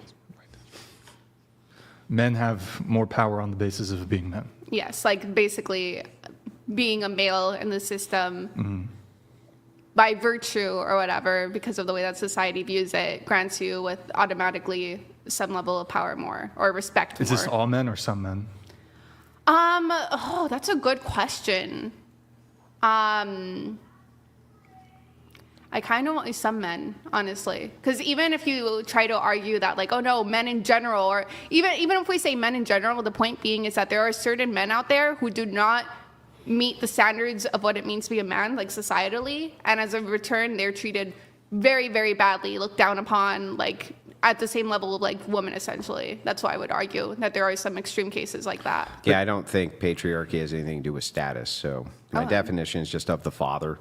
So this just means that men are in charge of shit. They're in charge of something. Yeah. That would be a patriarchal system, that men are in charge of it.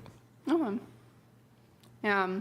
I think... so status itself, to me, how society views it, I don't actually care about. I don't actually care about the entailment of the societal viewing of men having more or less status, because arguably right now, I would say that men are not looked at as having more status than women in this society. Would you? Hold that thought, Andrew. Let me read this comment here. Yes, what I said before, besides the two major wars, US don't win any wars after that. Yeah, they ain't win the wars after that, from what I'm understanding. And that's just the honest truth. As you guys come in, please like the video, share the content, and oh, I forgot, we're in the first hour. You know what time it is. Support the channel, guys. Don't be stingy. I want my money. I told you. Where is my money? Benny. Bring me everyone. I need my money. I need my money. What do you mean everyone?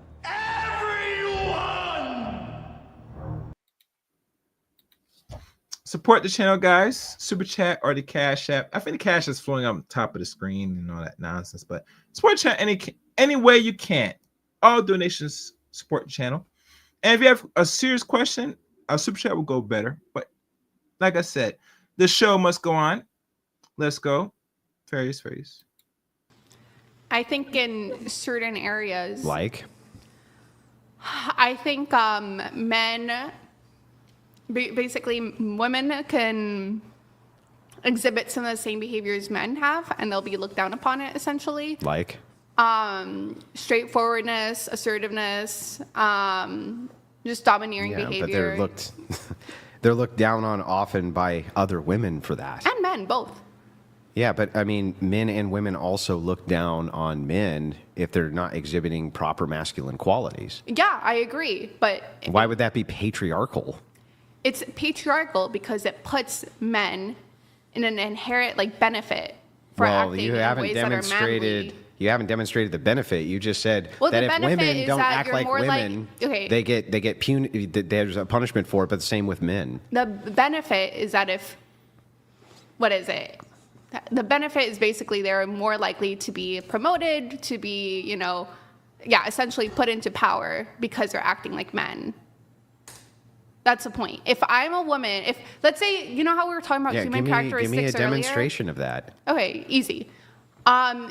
Let's take a man and a woman, and let's say they're both, trying to get this CEO position, whatever. They're trying to apply for it, and they're getting interviewed by basically they're interviewing the subordinates to see who's better, blah blah blah blah.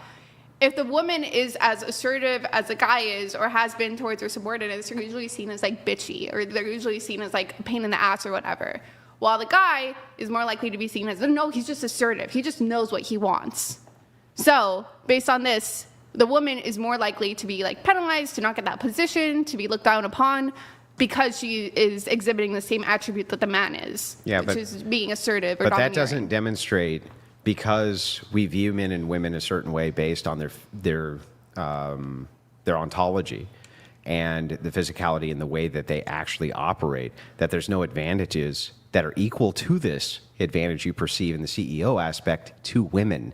And if that is the case, then the idea that men have certain advantages and women have other certain advantages still wouldn't make it patriarchal if we're looking at status.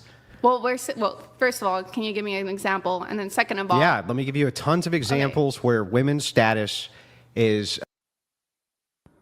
Wait. Is that what she was trying to do? I did not know that.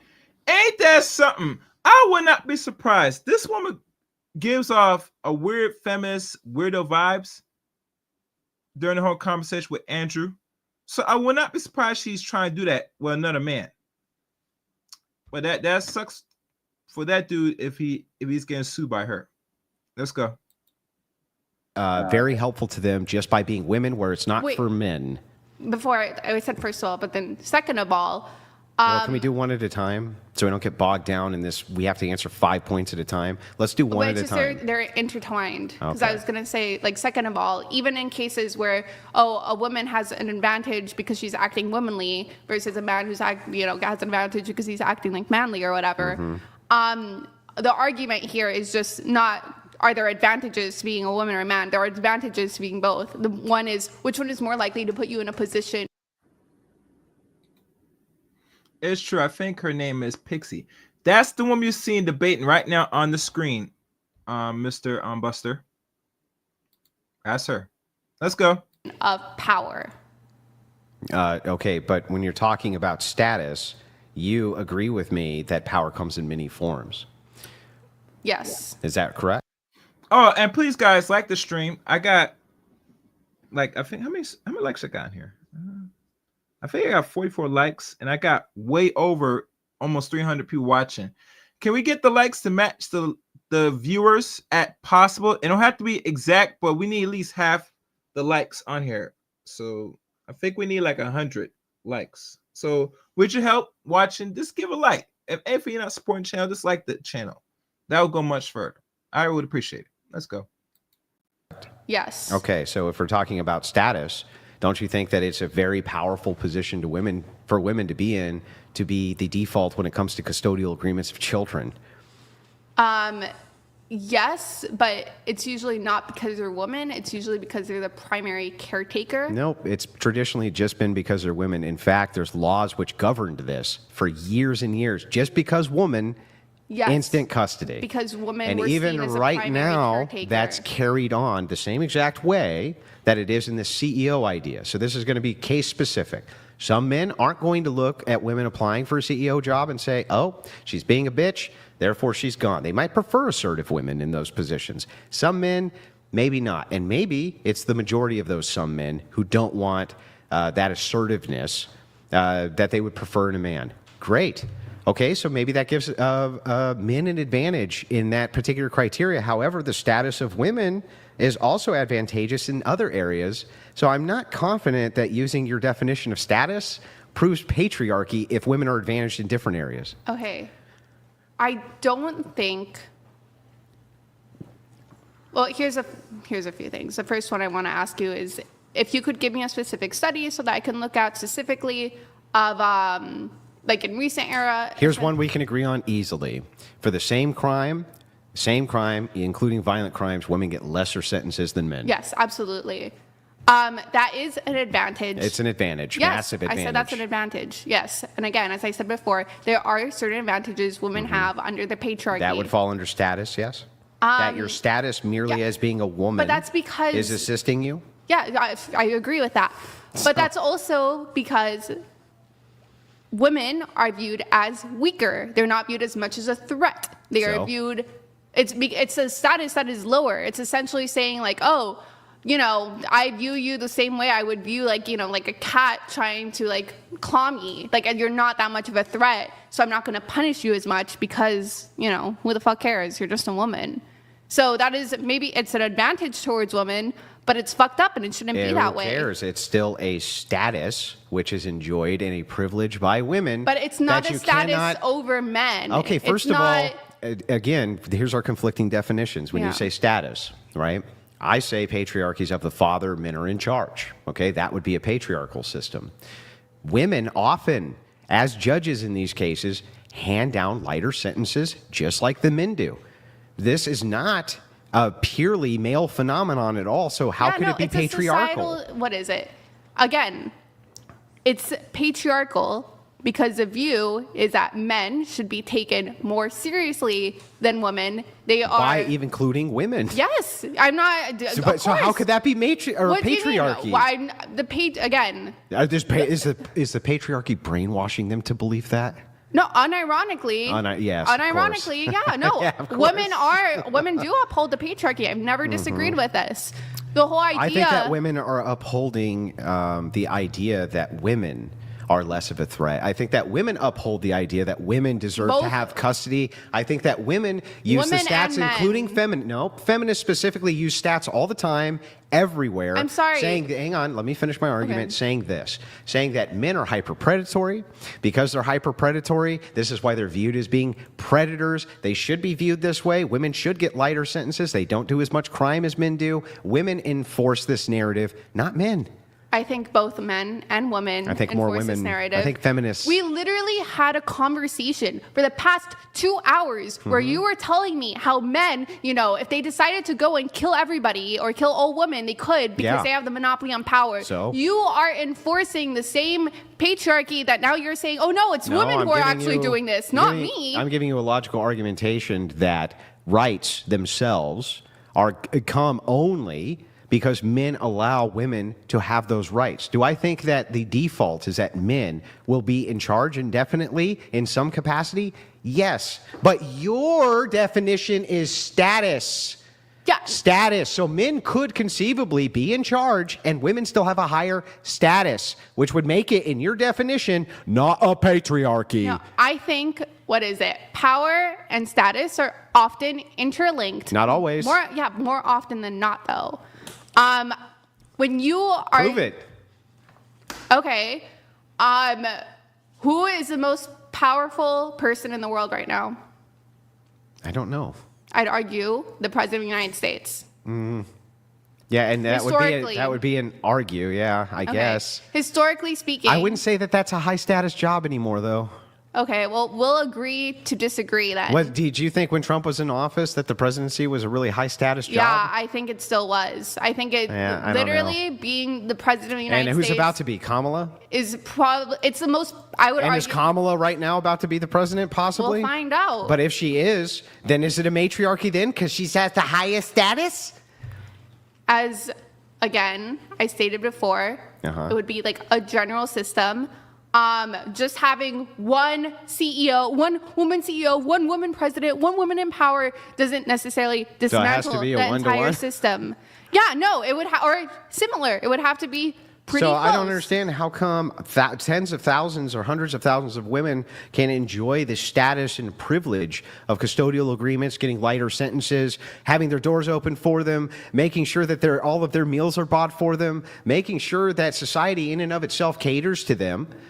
In a way that they do not cater back to society. They're not doing the most dangerous jobs in the world. The mortality rates inside of men's workforce versus women are astrofucking-nomical because women can't do the jobs men can do. Seems like you have a much higher status in society than men do. We're viewed as interchangeable, expendable widgets. You know, if women really had like that same level of status that men do, you would expect that to carry out more in the workforce too. You'd expect them to have, let's say, like more positions of power. You'd expect them to have more positions of governance. You would expect it to be like around similar numbers. But for some, it would be nice. But you know, if I look at numbers, I don't think women hold every position. And yes, if you are president of the United States, whereas a man or woman office, that is the highest form of status, because to being a president is like being the king and queen of a country. For those that don't know, look it up.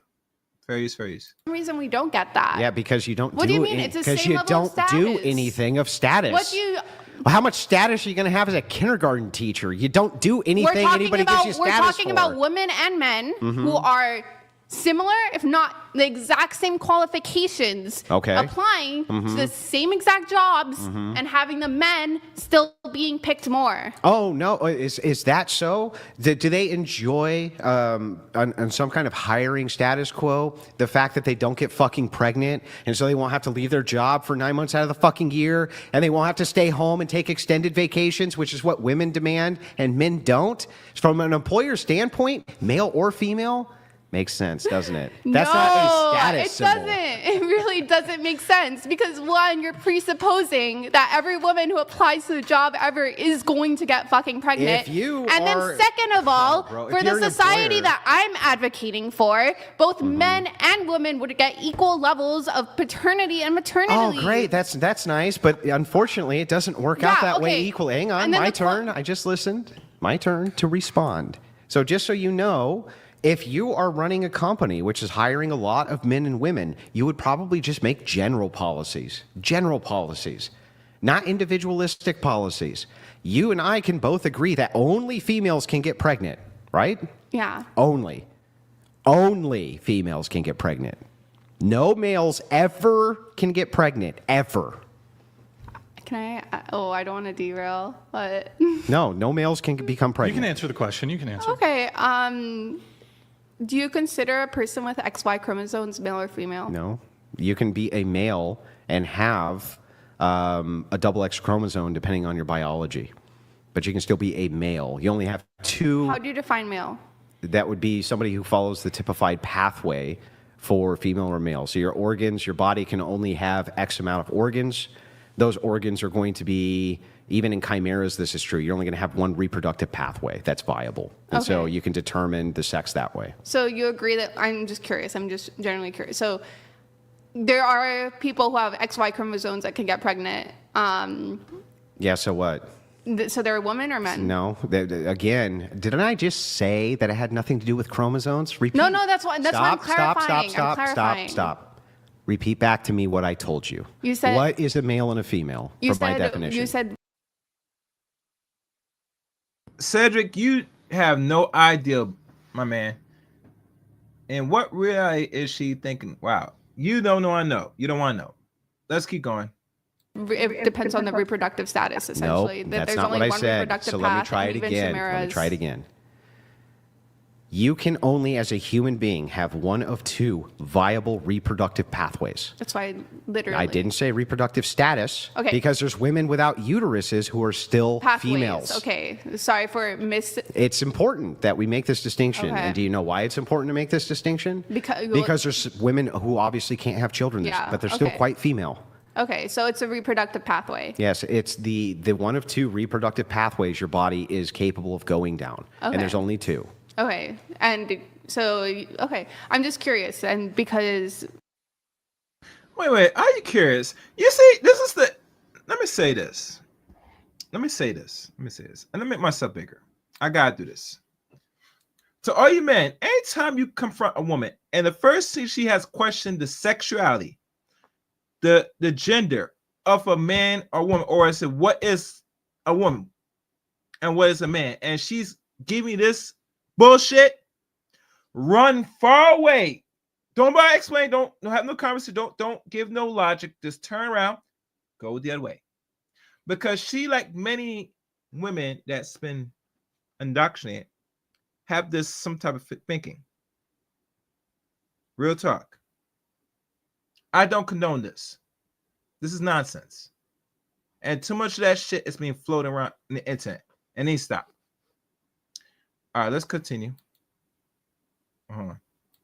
Of the whole trans athlete, well, they're not trans, but You mean the female? Huh? You mean the female athlete? Yeah, and that there were a bunch of people. Yeah, that was a female. Okay, cool. Awesome. I'm glad we agree. Yeah, I mean, I used it as a great way to bash on the T's because I like to do that. But yes, that was a female. Okay, cool. So, one of two reproductive pathways which are available.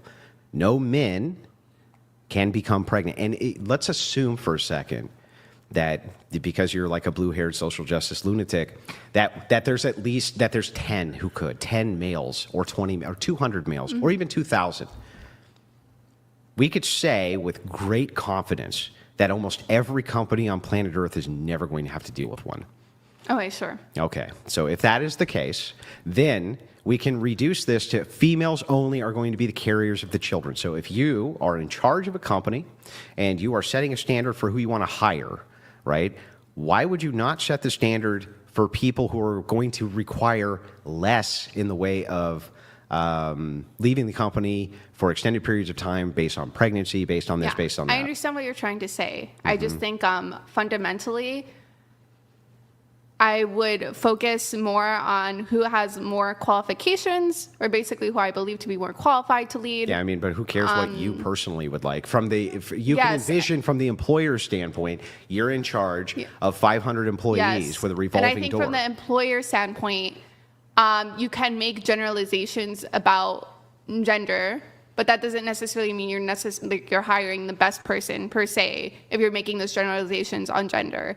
Yeah, but so if you might be missing some of the top applicants just because you're assuming that they can get pregnant. So maybe your job, I had what a is job it? once, I want to listen to what you have to say. I just have to also run to the bathroom. I'm not going to be able to. Yeah, sweetie, go run to the bathroom. Anyhow, please guys support channel. Y'all know what to do. My money. I told you. Where is my money? Benny. Bring me everyone.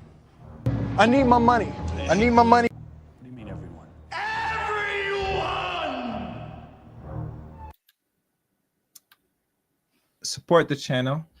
Hit the super chat or the Cash App. Any question, please? Super chat will be appreciated. As she runs to the bathroom, and the timing is expected, she didn't make no damn sense. I'm not sure why, when it comes to gender and identification of gender, this is a big issue for a lot of us here in the West. This has to stop for real. Really. And now let me keep going. I'll All be right, right back. go ahead. That's fine. Sorry. We'll take a little break here. Yeah, I'll have a smoke then. Do we have enough time for that? Maybe not. Maybe this would be a good opportunity for us to plug.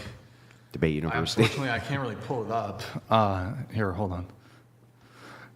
Andrew, I'll run to the computer and we'll plug it. All right, hold on. Let me just check something right here. What is this? Yeah, I'm gonna do some. 1 second. All right, I'm gonna fast forward this, guys. Let me see if I can fast forward this good.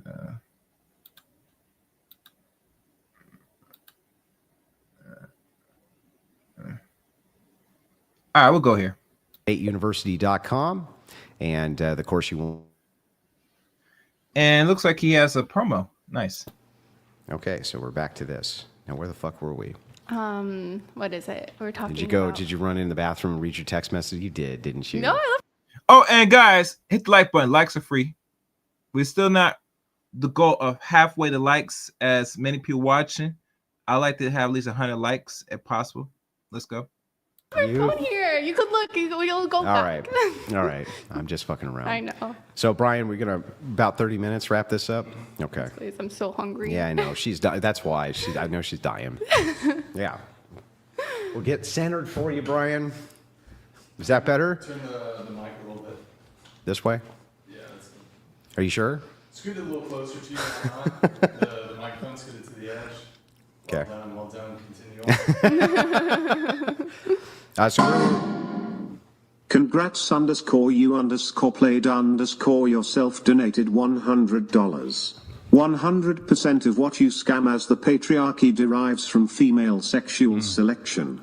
Men must climb hierarchies plus attain power. If you didn't demand IT, it'd go away, plus you'd have any real shot at equality. Yeah, this is a good point that is brought in, that women essentially demand, based on sexual selection, that men be high status.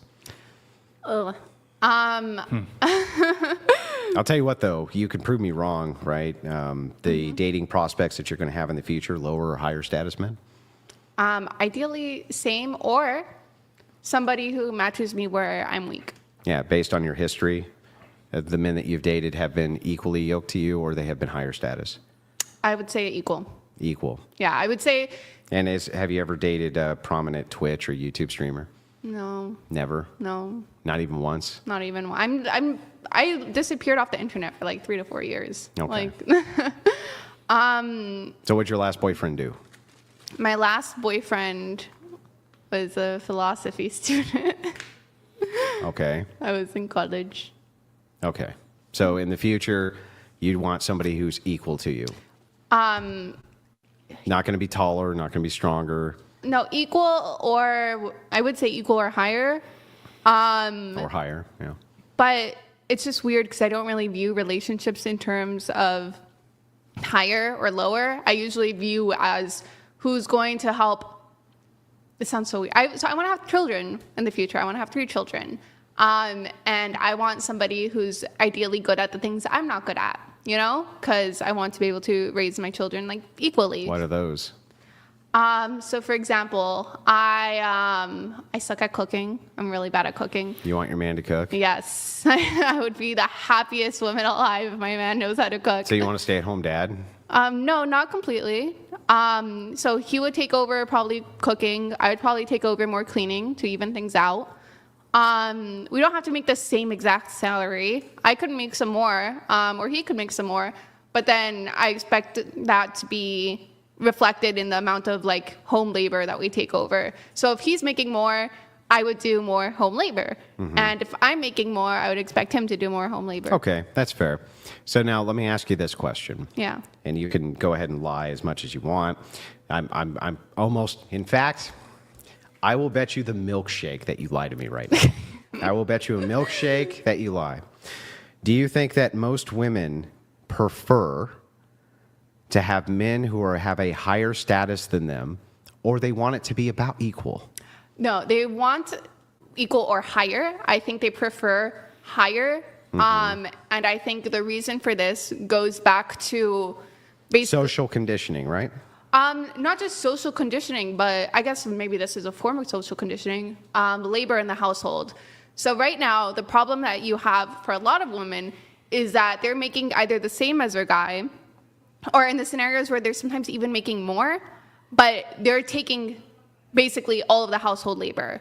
So it's like, fuck, like, let's say we're both, let's say I'm in a relationship with somebody and we're making the same, but now at home I am doing all the cooking, all the cleaning, I'm taking care of the children. Well, fuck, now I'm doing basically twice the labor that you are. I'm doing the labor in the home and I'm doing the labor outside the home. It seems like it would be preferable to have like a man who could just hire all that out. I think for a lot of women, yeah. I think for most people. So higher status? Well, yes, but the and point is that I'm based trying... on social conditioning, or is it just based on the fact that they want men to be able to provide the life they want? Yeah, sure. Yeah, I didn't catch that, Cedric, about the cook. Normally, I think that most women should have basic home equity. I don't know if I said it right. They should be cooking more than the men, roughly, to really take the pressure off the men. Because usually if the man's got to be cooking when he gets home, what are you doing? I mean, come on, you got to serve some purpose, especially if you're going to have children.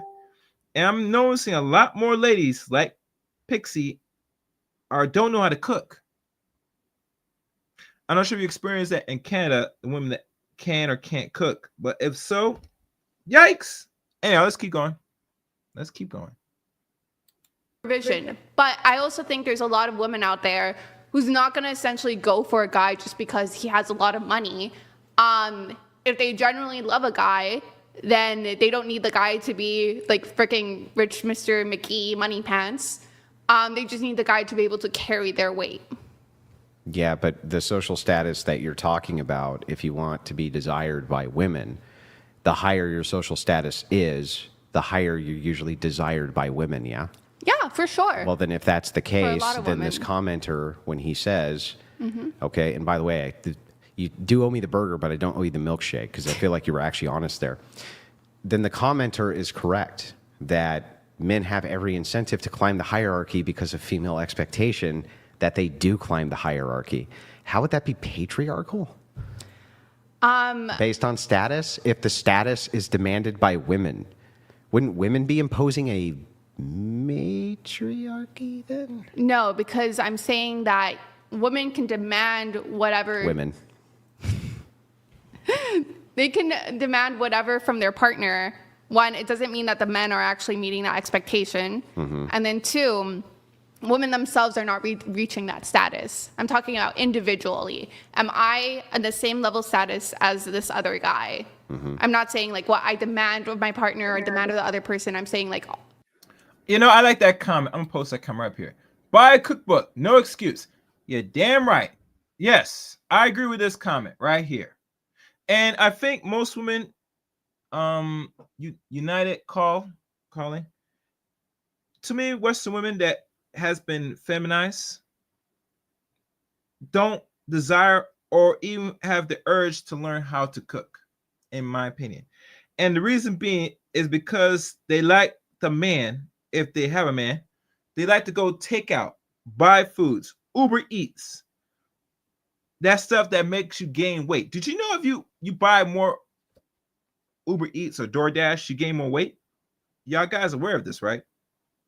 And imagine most American women like Pixie does not have the desire or the emphasis to learn how to cook.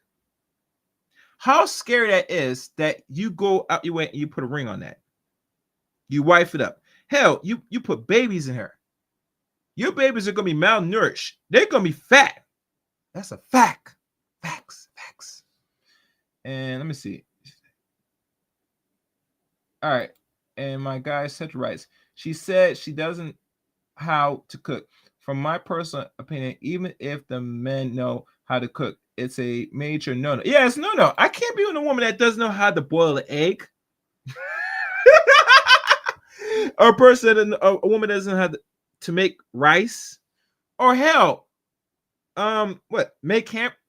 Some of that's convenient. If you can't make the basics, you're in trouble. But I digress. Let's keep going. like from my merits alone, can I reach that status? Yeah, but men don't give a shit if you're a Starbucks barista and you're hot. But women, I don't think that's true. Yeah, I think a lot of men care about beauty. Don't get me wrong. I think okay. Do you okay? So let's see if we can figure this out in 5 seconds. Okay. Really, really, really fucking ugly rich chick, really, really hot Starbucks barista, 35-year-old guy. Go. I think a lot of guys, especially like nowadays, would be gigolos, 100%. Now you definitely owe me the milkshake. Definitely owe me the milkshake. Lying through your teeth. I'm Who not would they lying through my take? Come teeth. on.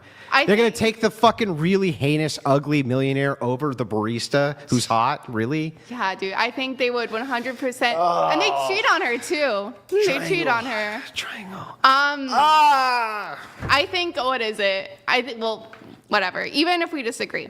No, I don't think we disagree. So let's try this again.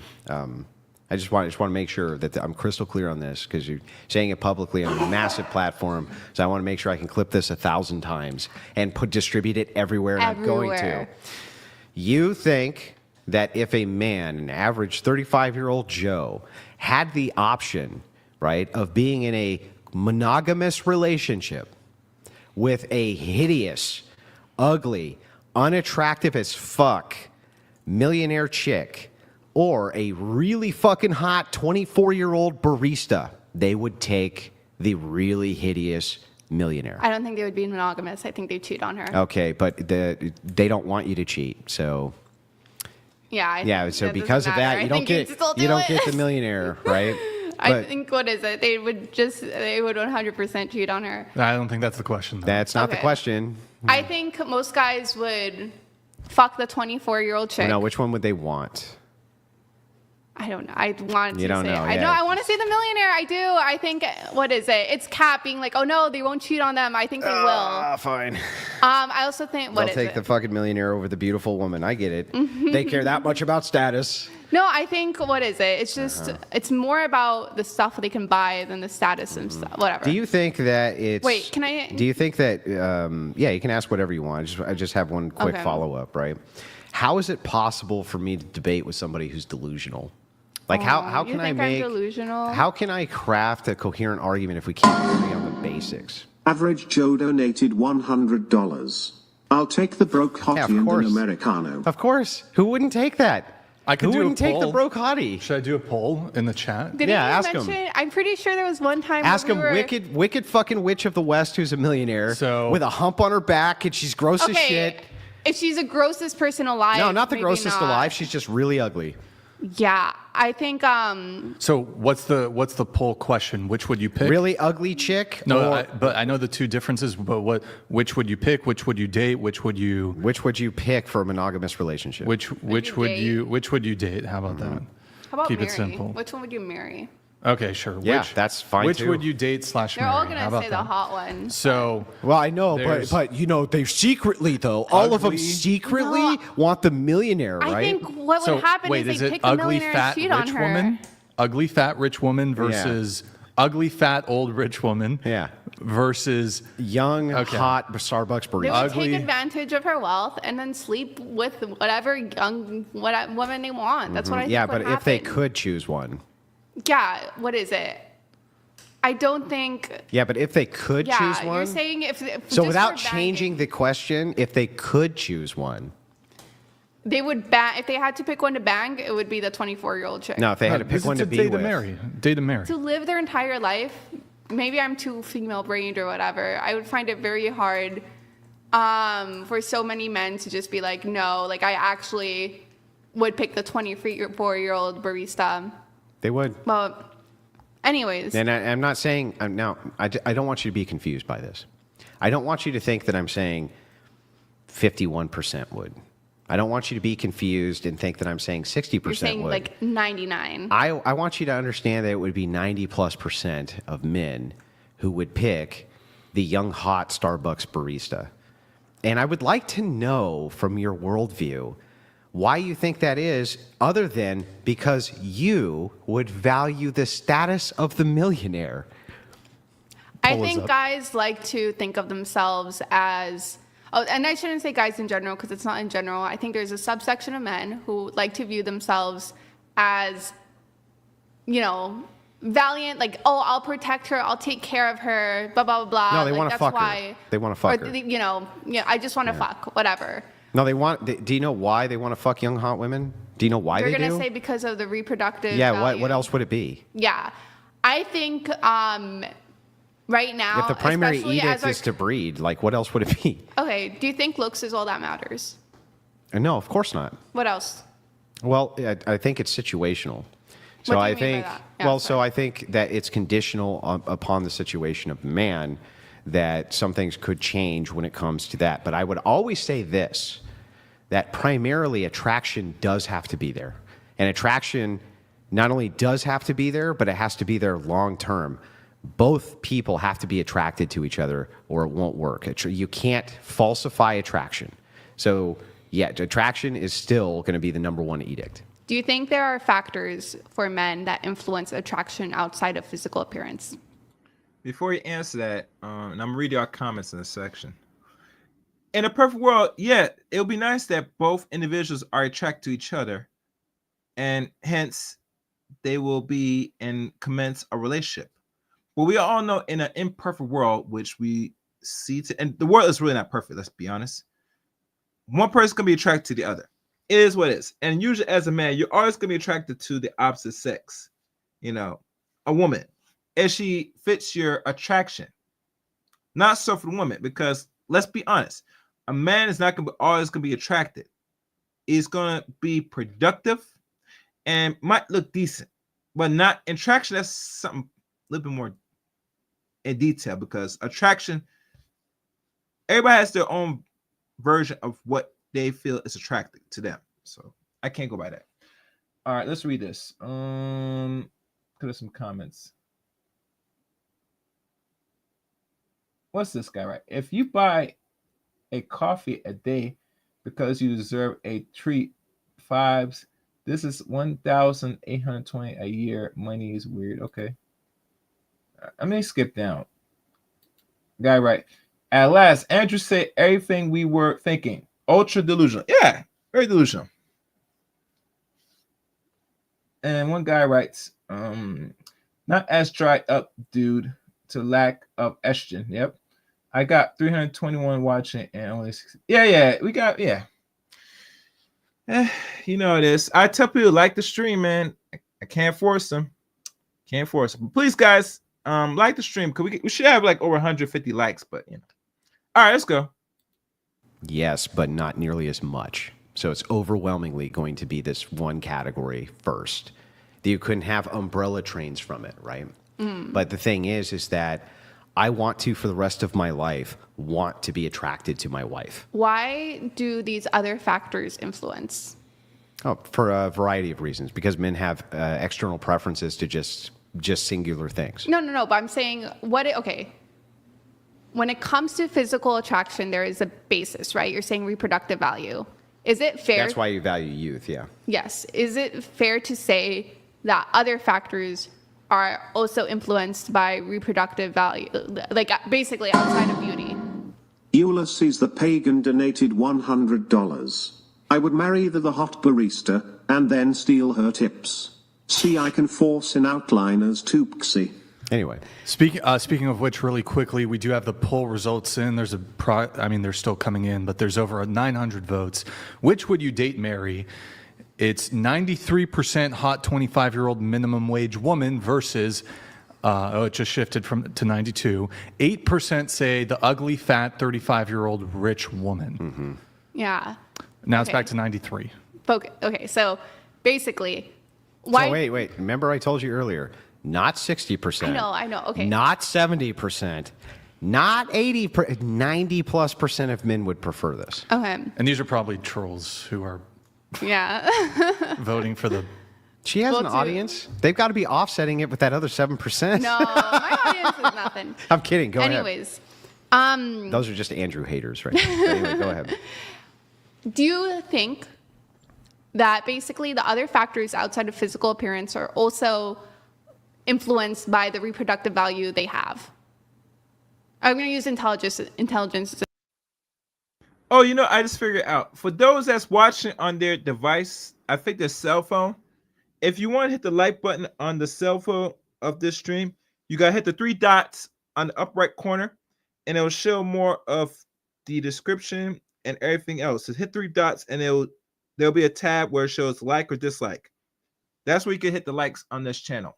For those that's not familiar, if you're on a cell phone, if you're on a regular electronic device, desktop, laptop, or tablet, it's much more visible. But if you're on a cell phone, you gotta hit the 3 dots on top of the upper right corner to give this video a like or dislike. Anyhow, just a disclaimer. Let's go.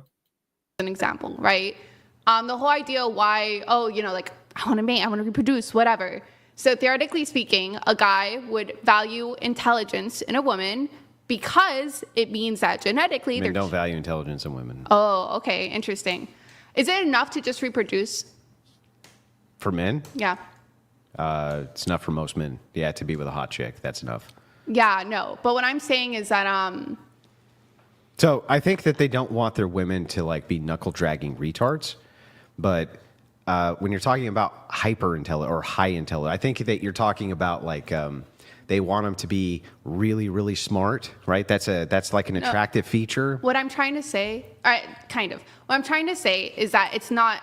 I mean, I think that they have to be able to, like, do basic things like cook and clean. I'm not sure that they need to be fucking neurosurgeons. No, I don't think they care about that. No. Yeah, men care about not just their child only being born, but their child surviving, right? Otherwise, that defeats the entire purpose. If the child reproduces and dies 2 seconds later. Yeah, okay, so we agree. It's not just enough for the child to be born. The child has to survive and thrive. Because otherwise, there's no point in reproduction. It's, they're born and they die 2 seconds later. No. Okay, so now that we've established that. Yeah, but how hard is it to keep a kid alive? Yeah, okay. Literal fucking retards can do this. Now, what is it? The question becomes, and it's what's going to be better for the kid to thrive? Yeah, a smart mom or a dumb mom? You're thinking way far past what men are thinking about. Yeah, I don't think so. Like reproductively. No, you're thinking like a woman. Like genetically. You're thinking maternally. You select men based on the fact of what is the longevity of our children going to be like? Men don't select you for that. They don't need to.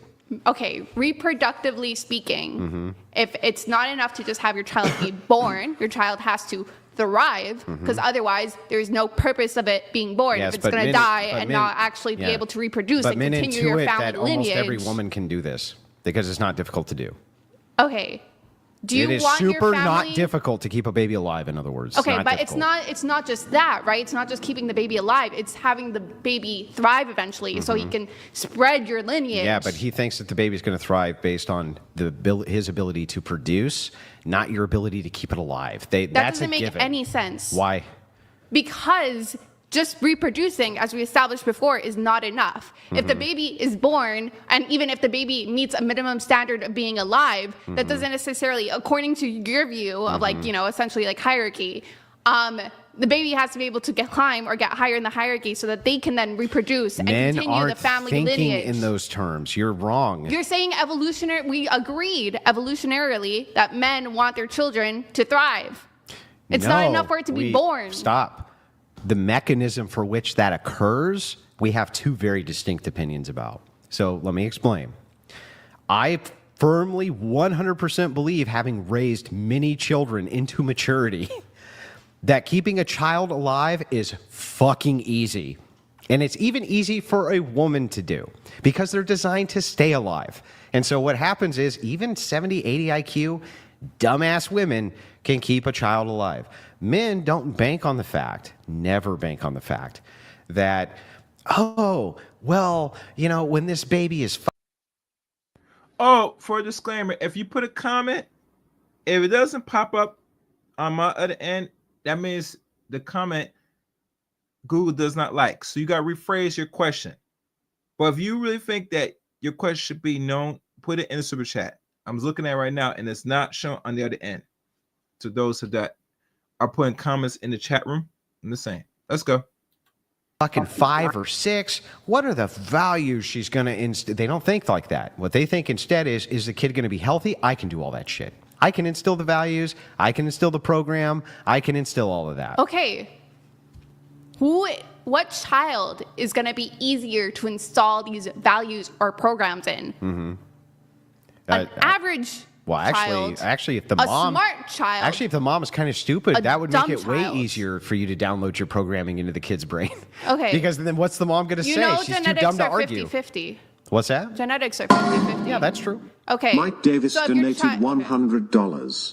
Andrew, forget this debate for a minute.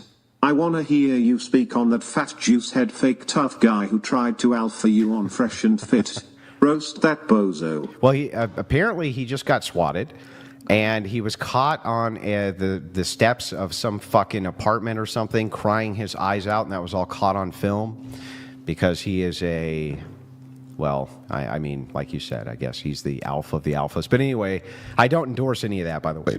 No swatting ever. That's gross. But him crying, that's funny. Yeah. So if genetics are 50-50, then the mother's intelligence matters just as much as your intelligence. Yeah, but this is a logical argument to preference. I'm talking about what men prefer, not whether or not it's logical. Yeah, and I'm saying that they prefer that. What is it? I'm saying if you are arguing that men care about beauty because that's linked to fertility and that's linked to your child surviving, they should not just should. I do think they do care about intelligence, even though you're saying not. This is where I don't think you're saying the truth.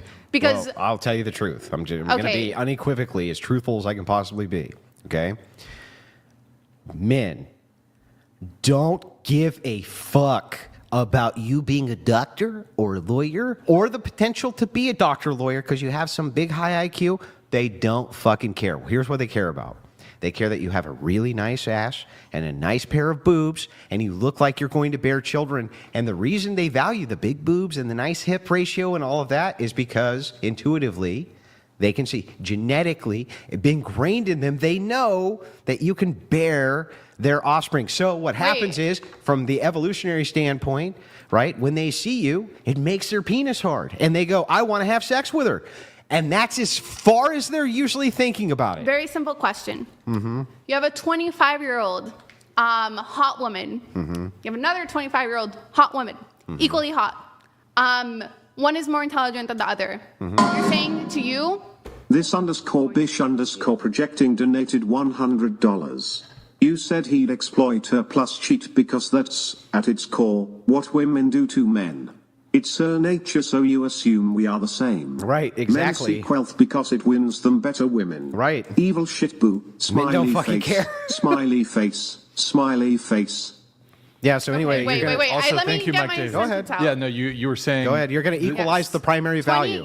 The two 25-year-olds. You have a 25-year-old hot woman and another 25. Let me finish. Let me say the full sentence. The answer is the intelligence. let me finish. You would select for the intelligence at that point. Okay, yeah. So if you had a 25-year-old hot woman, another 25-year-old hot woman, select for equally the the same. intelligence. Yeah, you would select for intelligence. Yeah, but why? Because you've equalized the primary value. So now let me give you the counter to this because it's really simple. Now we don't have the equalizing of the primary value, okay? So the one chick is less hot and more smart, and the other chick is less smart and more hot. Who does the man go for? yeah, I think it depends on how big, because I'm pretty sure there's some guys who would take a slightly less attractive woman wait. who's going to guarantee that their child is basically going to be the next Elon Musk. Wait. I'm basing it in the same exact hypothetical you gave me. You said we're going to equalize the primary thing that men are interested in. We equalized it. Yeah. One is more intelligent than the other. I'm giving you the exact same hypothetical back with the only differentiation being, okay, now the primary edict here has been lopsided to the same degree that the intelligence was. That's all I'm saying. Yeah, so Before we continue, let me read the comment here. The big problem with the women, she's too prideful to admit she's wrong on everything she knows, that she responds poorly. She asks quickly with another question. Yeah, and because, that's the way of, I want to be right, in my opinion, why she does it. Anyhow, let's keep going.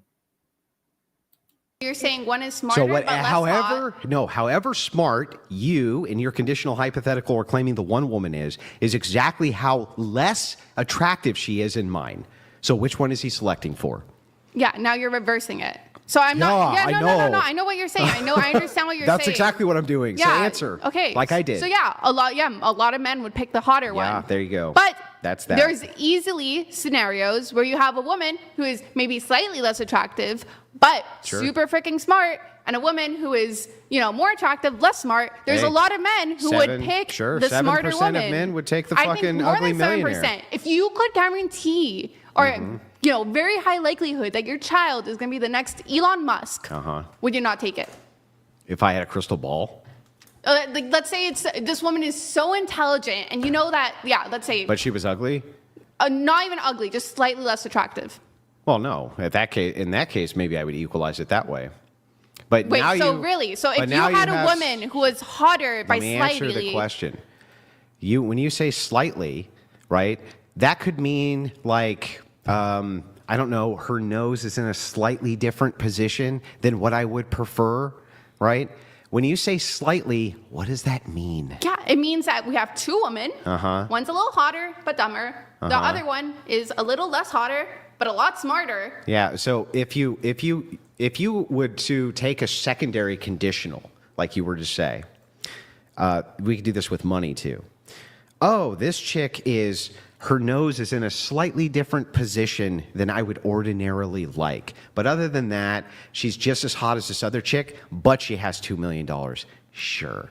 We can use that as an offset. I'll absolutely bite that bullet because it doesn't do shit to my argument, which is that when it comes to selection, the primary edict is going to be the value of the looks. And when you say that there's these tangentials to this, right, that men select and value for, I've already agreed that that's true, but to a massively lesser degree than the primary edict. In this case, you've taken the tangential, which I've already agreed they value to a much lesser degree, and put it at a massive higher degree than the slight amount of offset from them being hot. Because the point All right.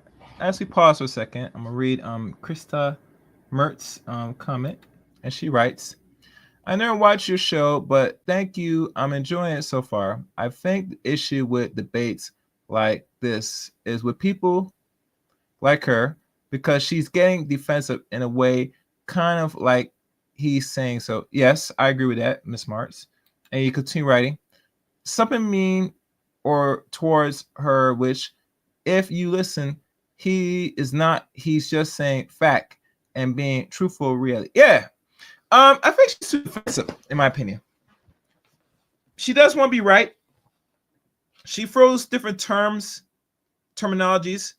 She tried to question and try to make a point on something that doesn't make sense. And overall, when people really look at the playback of any of this debates, they could tell, say, sweetie, I'm not sure where you get your information from, but you're going to have to reevaluate your information that you're learning or you're consuming and start questioning it personally. Because right now, you're not making no sense. Let me see. All right. And Big 89 writes, he actually is being pretty respectful here compared to other debates. Yeah, he is. Very much respectful. And you're right. And she right. Krista writes, oh, really? I never seen him or heard of him before. Maybe I should check them out. Do you recommend? Well, if you follow my channel, I go through certain debates. Just stay tuned. If you be the judge. I would tell you look it up yourself, but I have a few debates on Andrew right now, debating a few people. So go back to the channel and watch some of these debates. And you be the judge, because he has a lot of debates. I'm saying has a lot of debates on the internet. You gotta search for it. Let's go. I've done is make my fucking point for the me. point Triangle. that I'm trying to illustrate. Triangle for you. The point that I'm trying to illustrate here is that you said in the beginning that men don't give a shit about intelligence. They just care if you're hot. They don't fucking care. But we have just illustrated multiple examples where you said, you know what, the more intelligent one, despite the hotness factor. So, yeah. No. What's happened is the argument started, and I can even show you in my notes, with you saying that they value other things other than this, and me agreeing that that is true. They do value other things other than this, but that the primary thing. Oh, guys, please like the stream. Please, I would appreciate it. They value primary thing. For instance, you would agree with me that men would value a woman with $2 million, right? Yeah. Okay, but when put to the poll of she does have that $2 million, but she's not fucking hot, they value the hot one over the $2 million. So we now have an order of operations of what they value. We know that they value the looks over whatever this tangential thing is. That includes intelligence and this and that. But if you were to make a tiny offset, a slight offset to the primary edict here, and you were to take one of these kinds of tangentials and make it overwhelmingly high in order to take care of this tiny offset, then I can literally concede to that, and it makes my fucking point. Okay. Keep going. Sorry. I'm helping them out here. It's okay. Sorry. Yeah, that was unnecessary. Distracted. Sorry. The point that I'm trying to illustrate, or as I stated before, well, first of all, I do think most men are capping when they're talking about like the hotness of a woman versus multimillionaires, whatever. Prove it. I think that's not what they marry. What is it? Millionaires are marrying fucking poor women. Millionaire women ain't marrying poor men. Okay. Sorry. What do you think? There's actors out there dating 20-year-old hot women who are not fucking actresses, but show me all of the famous millionaire women who are out there fucking dating the Starbucks barista who's a man. J-Lo. J-Lo what? Didn't she have like a young, like 24? Yeah, is she married to him? Probably not. Oh, I just got him. Sorry. I just read physical engineering is a different field than applied engineering. But sorry, that was, let me go back to the main focus. I agree. Most rich women, well, I don't know, because you have cougars. Like, we have a literal entire field. We have a name for this of, rich older women that go for younger men. The cougars aren't marrying them. I donated this fucking $200 just to get this dumb argument across. Please let this sink in. Men don't give a rat's ass about a woman's intelligence. We just don't. Don't fucking care. Like, look, the thing is that if you make these value judgments, I'm willing to concede to your value judgments. I am willing to concede that men value all these different things. They value intelligence. They value kindness. There's a million different kind of like attributes that I would say men value. What I'm saying is that the primary value that they value more than any of those is the idea that you're fucking hot. That's what they value more than anything else. Oh, sorry, I did not know I had my thing on. I think Nicholas Sherman writes, "Yes, you should. He is amazing, beta." Okay. And I believe Miss Christina writes, "Oh my gosh, now she's trying to say he says certain things that is taken out of context right now and try to use it against him. She needs to calm down and take a breath." She's not, Miss Christina. She's not. She's not. She's trying to win the argument. She's fighting Andrew to be right, not really trying to, engage harmoniously with the conversation. Fair use. Let's continue. More than. Oh, and guys, please support the channel. Hit the super chat or cash app. Support the channel. Any of those tangentials. Now, you can create offsets. This is so not true. I'm sorry. Stop. You can create offsets where you say that I can slightly decrease the primary attribute to the point that it's almost who cares? Like nose in a slightly different position, eyelashes a little longer than I'd like. But I can compensate for that with she has $8 million or she's a fucking 160 IQ neurosurgeon. Sure, I'll concede to that. Who gives a fuck? I want to go back to a couple of things. You were saying, these women aren't marrying like these younger men or whatever. They're not. The vast majority are not, but the vast majority of millionaire men are not marrying the 25-year-old baristas either. But far more of them are than the opposite. The vast majority of people, though, if we're talking about, society as a whole, we're not just talking about outliers, not just age range, we're talking about class lines. Most wealthy people marry other wealthy people. That's just how it be. Yeah, so the whole idea, like, look at these subsection of men that are marrying younger women. But that's not the vast majority of society. Though in the avenue of what's pursued. So this is a really interesting phenomenon, which is that Interestingly enough, women's mate selection, when we see what they're moving towards, it seems to be a smaller section of men than it is for men towards women. Meaning that men seem to want a much larger pool of women than the opposite.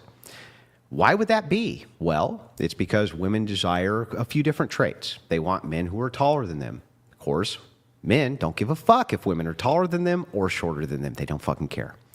Women want, generally, for men to make slightly more money than they do, or at least on par with the money they do. Men don't give a fuck if they make as much money as they do, right? Women prefer probably to have a mate who they think, can maybe fix cars or has a bunch of practical skills and things like this. Men, again, fuck. So what happens is the pool opens much wider for men because they're selecting for one primary thing over all others. Women aren't doing that. Yes, will women marry unattractive men who have really high status or get together with them? They do it all the fucking time, right? Men, on the other hand, are not going to settle down generally with a woman who's fucking ugly as shit. They're looking for some kind of woman who has some kind of beauty standard. That's it.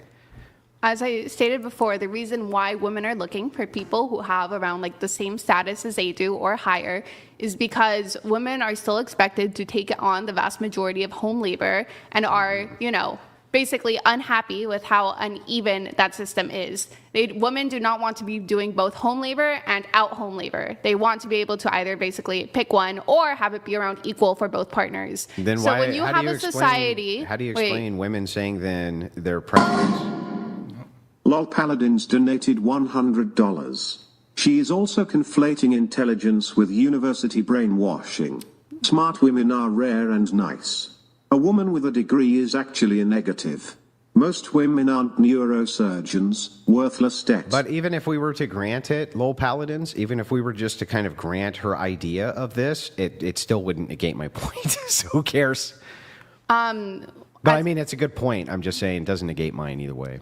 As I said before about like home labor, essentially, what was the question that you asked? Well, so you were saying that the reason that women are selecting for this is because they don't want to do both the external work and have to do the home labor. But the thing that's really interesting is that men are showing... Oh, sorry, I remember what you asked. Men are showing a consistent desire to have women stay home where they don't have to do any external labor, and women are still shutting them down. They say, no, that doesn't go in with my preference of having my own safety net and having my own career, which is the thing that I desire, not to stay at home. So this argument that you are making right now, no, women would definitely hook up or end up marrying these guys if only they wouldn't make them work and stay at home, is kind of moot because they don't want that. Yeah, women basically want to be able to have their own career and have somebody who is willing to take 50% of the at-home labor. Sounds like they're demanding a higher status from men than men are demanding from Or no, them. they're demanding somebody to also take at-home labor. So when you look at like a lot of reasons why women divorce, one of them is like basically like differences in the household, unsatisfaction. What's the number one? What's the number one reason they divorce? Irreconcilable differences. Yeah, followed by money problem. What do you think those irreconcilable differences are? Well, usually when Pew Research dove into this, it was really interesting because I had the same question. What the fuck? What does that mean, irreconcilable differences? The woman says, I fell out of love. He didn't give me the butterflies Why anymore. do you think that happened? Well, when they dive into it, they just say over time, in many cases, these women say there was nothing wrong with him. He just didn't give me the feeling anymore. Yeah, at least from what I've researched, it seems like a lot of these women, when it comes to especially households where the basically chore discrepancy is large and the women are still making around the same as the guy, they start feeling like they're mothers essentially to their men. They feel like, oh, here I am being like basically the same level of breadwinner and now having to do the cleaning, do the picking up. But they're divorcing at the same rates even if the man is significantly making more money than them. I am not certain about that. I would have to see the exact study. Well, not only... No, sweetie. Yes, either the man got his ish in order. The high scenario, depending on the woman, she would divorce him still. Because remember, women divorce for small things and made big things. Now, Miss Christina Martin, I'm not sure. Are you married, Christina Mertz? Are you married? Could you say you rather stay at home? Are you a married woman? I'm just curious. let's keep playing. I'm gonna read y'all comments.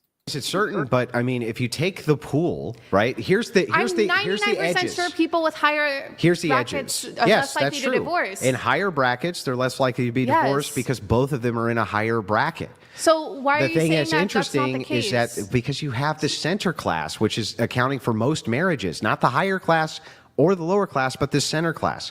The lower class, less likely to get divorced. Higher class, more likely to get divorced. Higher class, more likely to stay together. But what about this massive center, this center hole? Yeah. Well, when you look at the preferences in this massive center, which is accommodating almost all of these marriages, most of them, in fact, you find something really interesting, which is that men, their preference is we'll do a little more without, okay?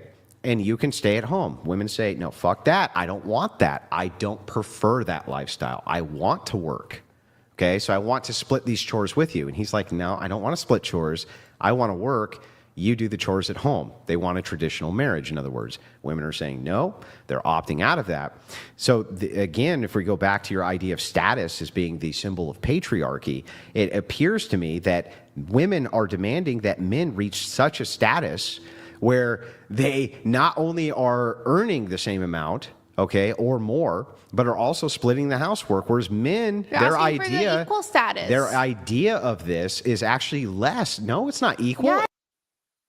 Yo, that sound like partnership, man. And y'all know when a woman says she want a partner, that is that is saying that she wants to be in a gay relationship. Because that partnership is gay relationships. It's gay. For the people that don't know that. Side note, let's go. It's a privilege to stay at home. It's not a privilege to fucking work. It's not a privilege to have to do everybody's chores, laundry, Oh cleaning. no, you have to do your own fucking laundry. No, it's not. Why do you think if it? Yeah, baby, Pixie, it is not a luxury.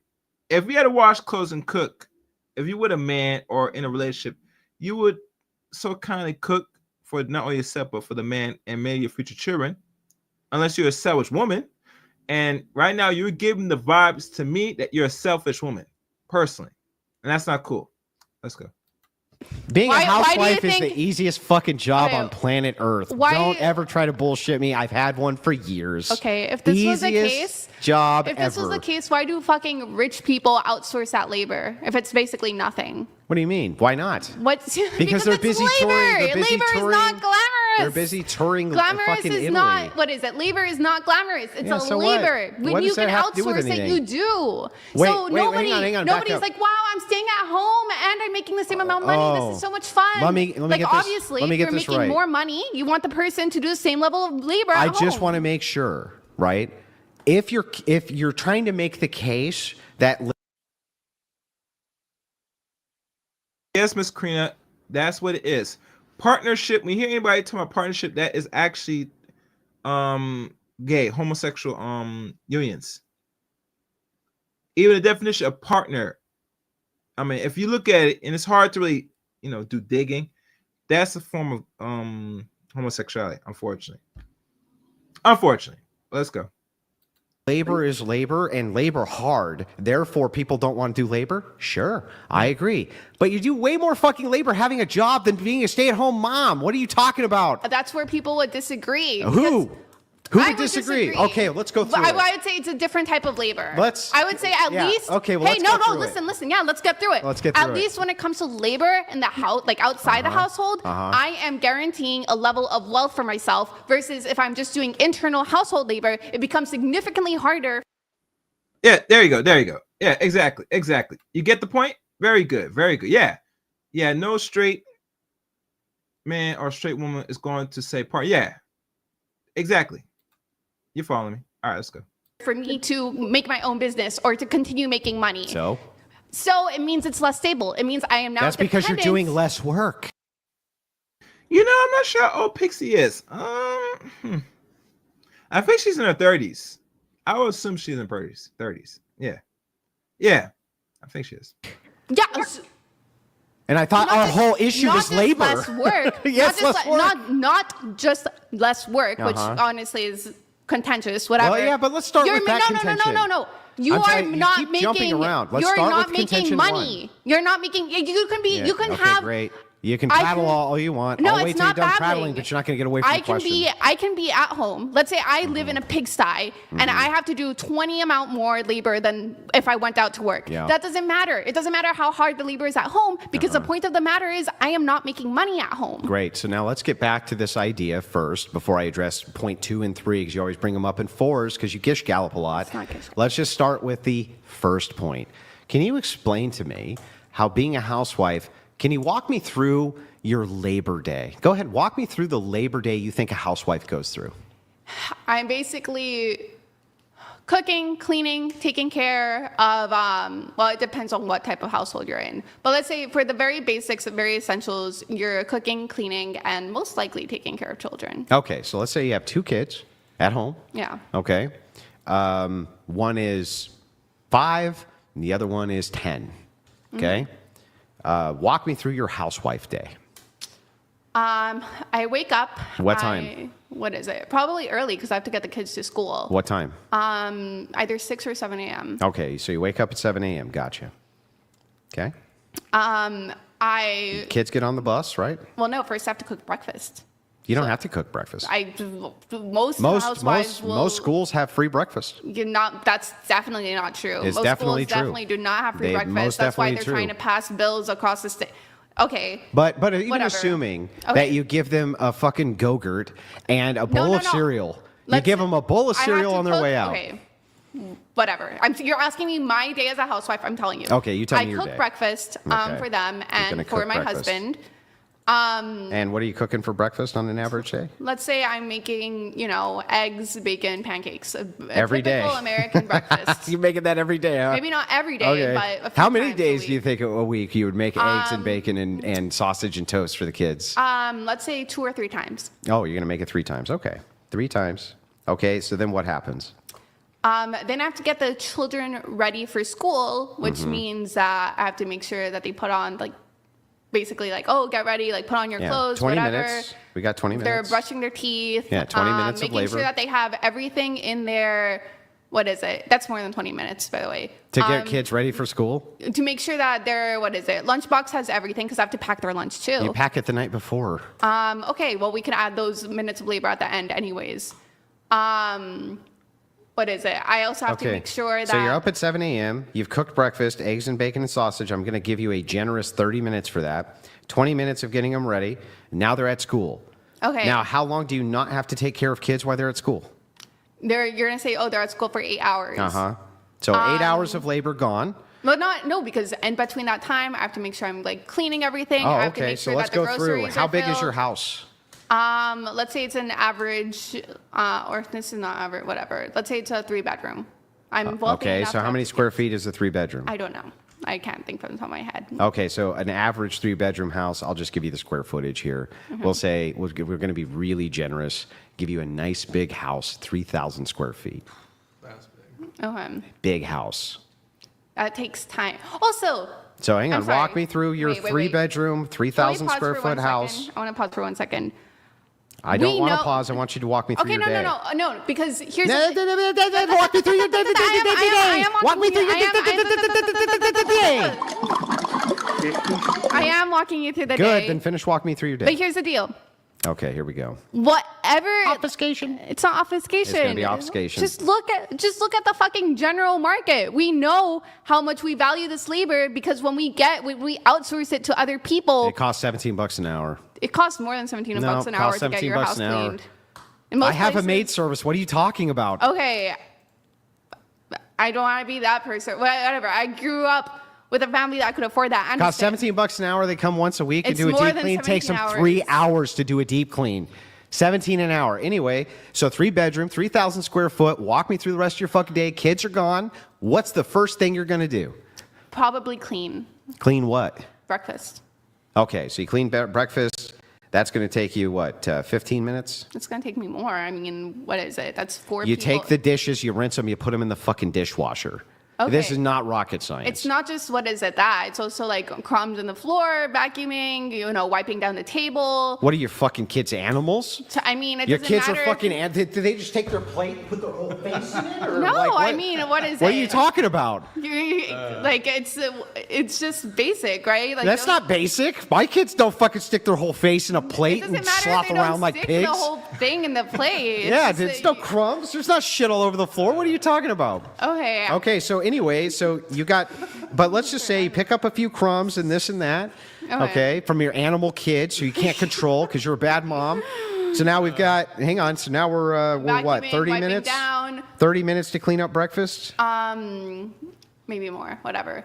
Okay, how long does it take you to clean up fucking 30 breakfast? minutes. Let's say 30 minutes. I swear I could clean Let's up a do it. breakfast for 6 men in 30 minutes. Okay, let's say 30 minutes. Okay, Whatever. 30 minutes. What is it? Then I'd probably have to vacuum, like clean down whatever the different rooms in the house. And make how sure long that does the this kids. take? Depends on how big the house is. You said 3,000. 3,000 square feet, yeah. You got to vacuum the house. Oh, plus laundry. Yeah, what if you have hardwood floors like most, sane people do when they have kids? I mean, you still have to vacuum and wipe down, mop. Yeah, so you mop. So you're going to mop. You're going What to do is this that? every That's like day, by the way? You'd probably do it. It depends on what basically like every other day. Okay, well, let's just use your most load-heavy day. So this day, you're gonna clean the house. So Okay. This is your most load-heavy day you can think of. Yeah. Do you guys believe that this woman is really qualified or capable of being someone's wife?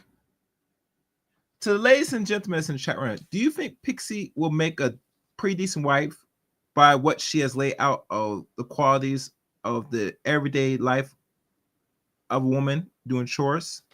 I'm curious. Let me know in the comments section or in the chat room. Let's go. Okay. So that would probably take me. I don't know. It could be like anywhere like 2 hours. It's gonna take you 2 fucking hours, really? If I'm doing all the rooms, and if I'm doing vacuuming. You're gonna deep clean every room in your house It's not once deep a week? cleaning. I'm talking about like mopping. I'm then talking about vacuuming. It's gonna take you 2 hours to vacuum your A house? fucking 3,000 square feet and vacuum plus mopping. I'm putting both. And of you're them gonna do this together. every day? I'm not saying every day. Okay, but on your labor-intensive day. Okay, so we're gonna add 2 hours. Now what? Oh my God. You can't make this stuff. Where's Kevin? Hold on. I gotta play some of the game. God damn it! You can't make this shit up! God damn it! You can't make this shit up! God damn it! You can't make this shit up! You can't make it up, gentlemen. Ladies, you can't make this up. Let's continue. Okay. Then I have to check if there's enough food in the fridge, if I have to go out to the supermarket or not. Like basically take into consideration that. Sorry, I'm so fidgety. That's fine, you're fine. Okay. So you've taken into so now you need to go to the store and get something from the supermarket. Yeah, I have to get food for everybody. Okay, at so the you have to get food. supermarket. So how long does that take you? I don't know. Most people take like an hour in the supermarket. Okay, so we got an hour. Okay, what else? Okay. Then basically you get back home.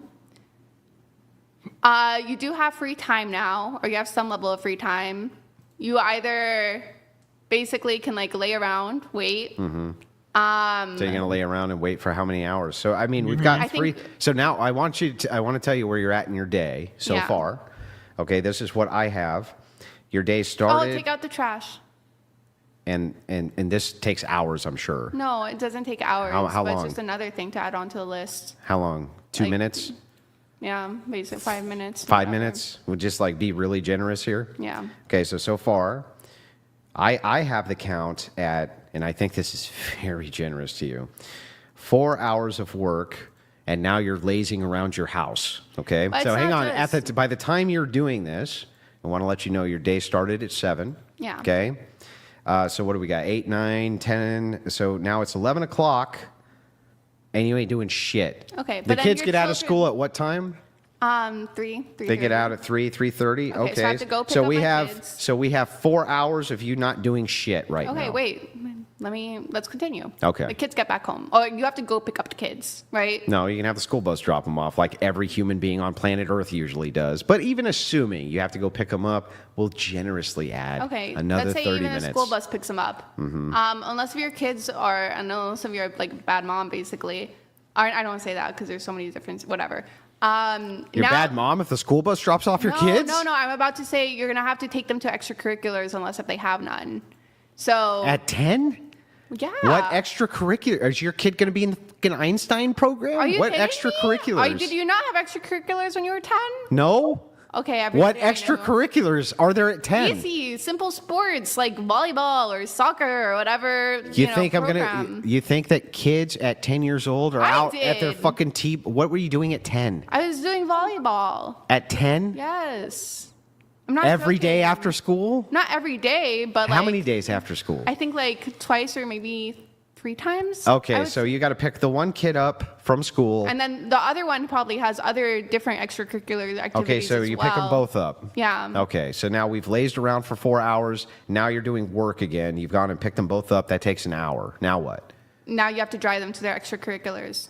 No. You've picked them up from their extracurriculars. Well, no, okay. You pick them up from school, then you have to take them to their extracurriculars, and then you have to be there. You went to volleyball absent your school? What do you mean? Didn't you just, when you were done with school, you had volleyball at the school, right? Not always. Sometimes when you have like those groups or whatever, they have practices like outside, or they have That's them. fucking rare. They do it at school. Not all schools. Okay, well. What? I didn't. You're in a 3,000 square foot house in the poorest community on planet Earth that doesn't do it's not volleyball the training poor- at the school? I literally, what is it? Sometimes they do, but sometimes they have outside training. All right. Okay, so we got another hour. We're at 5 hours of actual labor and 4 hours of lazing. So give me the rest of the 8 hours here in your labor-intensive day. So then include bringing them back from the extracurriculars. Okay, so I'll add another hour there. Now we're Okay. at 6 hours. Helping them with all their different homework. Okay, so how long does that take you to do a depends how much 10-year-old's homework? Have you ever had? Yes, I have. Have you? I mean, I've helped my younger cousins before. But okay, how long? Let's say it takes an hour. Not because. 1 hour. Okay. Yeah. So now we're at 7 hours of labor. Yeah. This is your most labor-intensive day. Better give me some more because we're only at 7 hours. What Okay. else we got? You forgot dinner, right? Yeah. Now Definitely got to to do dinner. That's an hour. Yeah. So now we're at 8 hours, right? And now you have to clean after dinner. Now we have to clean after dinner. So that's you have to 30 pack minutes. Now we're lunch. at 8.5 hours, right? Yeah. And now, what is it? You have to pack their lunch for the next day. 'Cause Sure. You said include it at the end. So that means I get to make lunch. So what is that? 30 minutes, an hour? Hey, sure. We'll get 30 minutes. Okay. So now we're at 9 hours. And then, what is it? None of this includes basically the stuff that you have to do outside of school for your children. So whether it be, or I guess extracurriculars kind of counts, but that's like part of school. But now I'm thinking like, okay, like being involved in like play dates, being involved in. Okay, so now it's bedtime, basically, right? Okay, yeah, you have to get them ready for bedtime. Yeah, you get them ready to bed. We got 30 minutes. Now we're at 9.5 hours, and then you go to bed after chilling for a while, right? So we got 9.5 hours of labor on your most labor-intensive day. Yeah. Can you walk me through your least labor-intensive day and what that looks like? Okay, yeah, sure. There's some days where all you have to do is cook and clean. How many hours do you think in your least labor-intensive days? In my least labor-intensive days. Well, no, not just cook and clean. Bringing them in and out of school and extracurriculars. But maybe they don't have extra. Okay, least labor-intensive, I'd say like 3 hours. 3 hour days. Okay. How many of those are you going to have a week? Depends. Maybe 3 or 4. Okay. So we'll say, just to be conservative, 3. Okay. And then on your kind of medium days, we'd split it and say like 6 hours. Okay, sure. Okay, 6 hours. And then that's not. So now let's come up with our labor value Wait. here. And to be clear, this is not including basically setting up things like play dates for your kids going to other places or for the kids coming to your house. Ideally, if you can. We'll add if you some of that on. So let's say Okay. 3 days a week at 3 hours. Okay. And So then, now we're at 9 hours of total work just on your lightest days. 9 hours total. Then we're going to add in your heaviest day, which is going to be another 9 hours. We're at 18. Okay. That leaves us with the split of 6 at 4. So that's going to be plus 6, plus 6, plus 6, plus 6. we never included laundry. Yeah. Okay. How long for laundry? You put it in the washer and you walk away from it. Well, no, because you also Are have you to doing put it away by all hand? the clothes, and you're also having to strip The kids at sheets. 10 put their own clothes away. Didn't you teach your kids nothing? What Are your is kids it? dumb? You They still- already are eating out of a trough. You still have to do your family, your husband and yours, unless if you're giving your husband labor at home, but assuming you're staying at home, no. So we're and then at, you're also putting away. so at a generous, yeah. very generous of me, by the way. I'm going to give you in 7 days, 45 hours of labor. 7 days. Okay. So now let's go ahead and divide that. Okay. At 7, you're averaging 6 hours of labor a day. What do you think your husband's averaging of labor per day? Yeah, you're gonna say 9 to 5, basically. No. He's supporting an entire family. He ain't working 40 hours a fucking week. Yep. No fucking way It he's depends on working his 40 hours a fucking income week. bracket. 100%. Yeah, okay, the average income bracket. This guy's pulling in at least 60 hours a week taking care of a family, right? I don't know. Honestly, I don't. Okay, well, the let's just average give it person is 40. working Let's just give it 60 hours 40. a week. He's still doing 8 hours a day of labor and way less of a labor window than you are. 5 days versus 7. He's still working harder than you. If we give you Is he the doing- maximum amount of labor I can think of, he's still working harder Is he than you. doing what is it? Is he doing physical labor or is his job service? Any labor he's doing is harder than what you have No, described. I disagree. All right. I'm not gonna go through this some more. I'm done. I'm all right. I'm almost pushing like another hour this night. I can't do it. Gentlemen. Ladies and gentlemen, I can't do this. She's not really seeing the bigger picture. The most in the average, if she thinks she's doing more than a man, and a man has to work from sun up to what? Sunset, roughly depending on his job, occupation. And most men on the average, now that he has a family, if you are in a family with him, he's going to do more anyway because he's not going to work 40 hours roughly. He's going to put in an additional 50 to 60 hours max. Facts. So your little crumbly 6 or maybe a good day, 7 hours, maybe, but most is roughly from what Andrew calculate is roughly 6 hours. Baby, you got it easy. The man's doing more. And that's just the honest fact. Now, this is going to sound effed up, but I'm keeping real. The man's going to do more for the more amount of time than you doing if you're at home. And that's just the facts. All right, I'm going to scan through y'all comments. I'm not going to read all your comments because I'm done for today. And most of them didn't get a super chat, so I'm not about to read it. But other than that, thank y'all for watching today, this stream, or listening to the stream. I put the link for the join to become a member of this channel if you choose to. That's optional. But really, truly, this is not really a debate. This is a slaughter. I don't think Pixie proved no point throughout the whole conversation. She's more attacking and fighting against what Andrew's talking about, trying to be right, and you're not right. Ain't gonna work, baby. This ain't gonna work. I have no idea. I think it's someone out west, personally.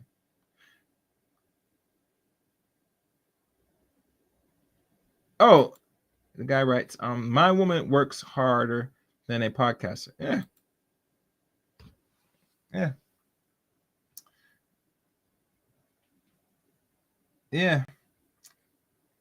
I know. And Kristen Mertz writes, inconsiderate and rude. Not everyone has the luxury of being able to do the things that she's doing or that she think is right. Yeah, you're right. On that, thank y'all for watching today's stream. Guys, leave your comments below on your thoughts and opinions throughout the whole back and forth between Andrew and Pixie. Personally, I would expect a little bit more of a better fight, a more logical back and forth, but she has not proven it, at all. I was disappointed personally. But anyway, thank y'all for watching. Make sure like, comment, subscribe to the channel. And till next time, guys. Till next time. Let it chaos reign.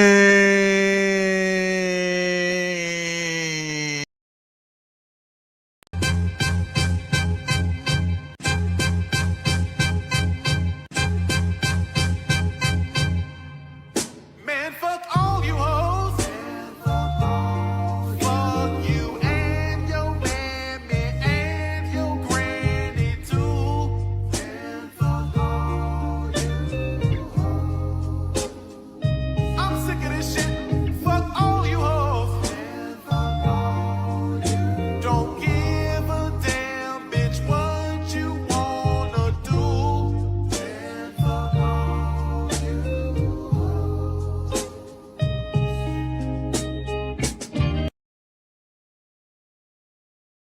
Things so when it gets cold outside and you hear the hey big head, hey big head, hey big head, hey big head, hey big head. They like the chaos. They like the chaos. So when you're able to Chaos. let that chaos reign with, Chaos. let that chaos reign with, Chaos. let that chaos reign with, Must reign.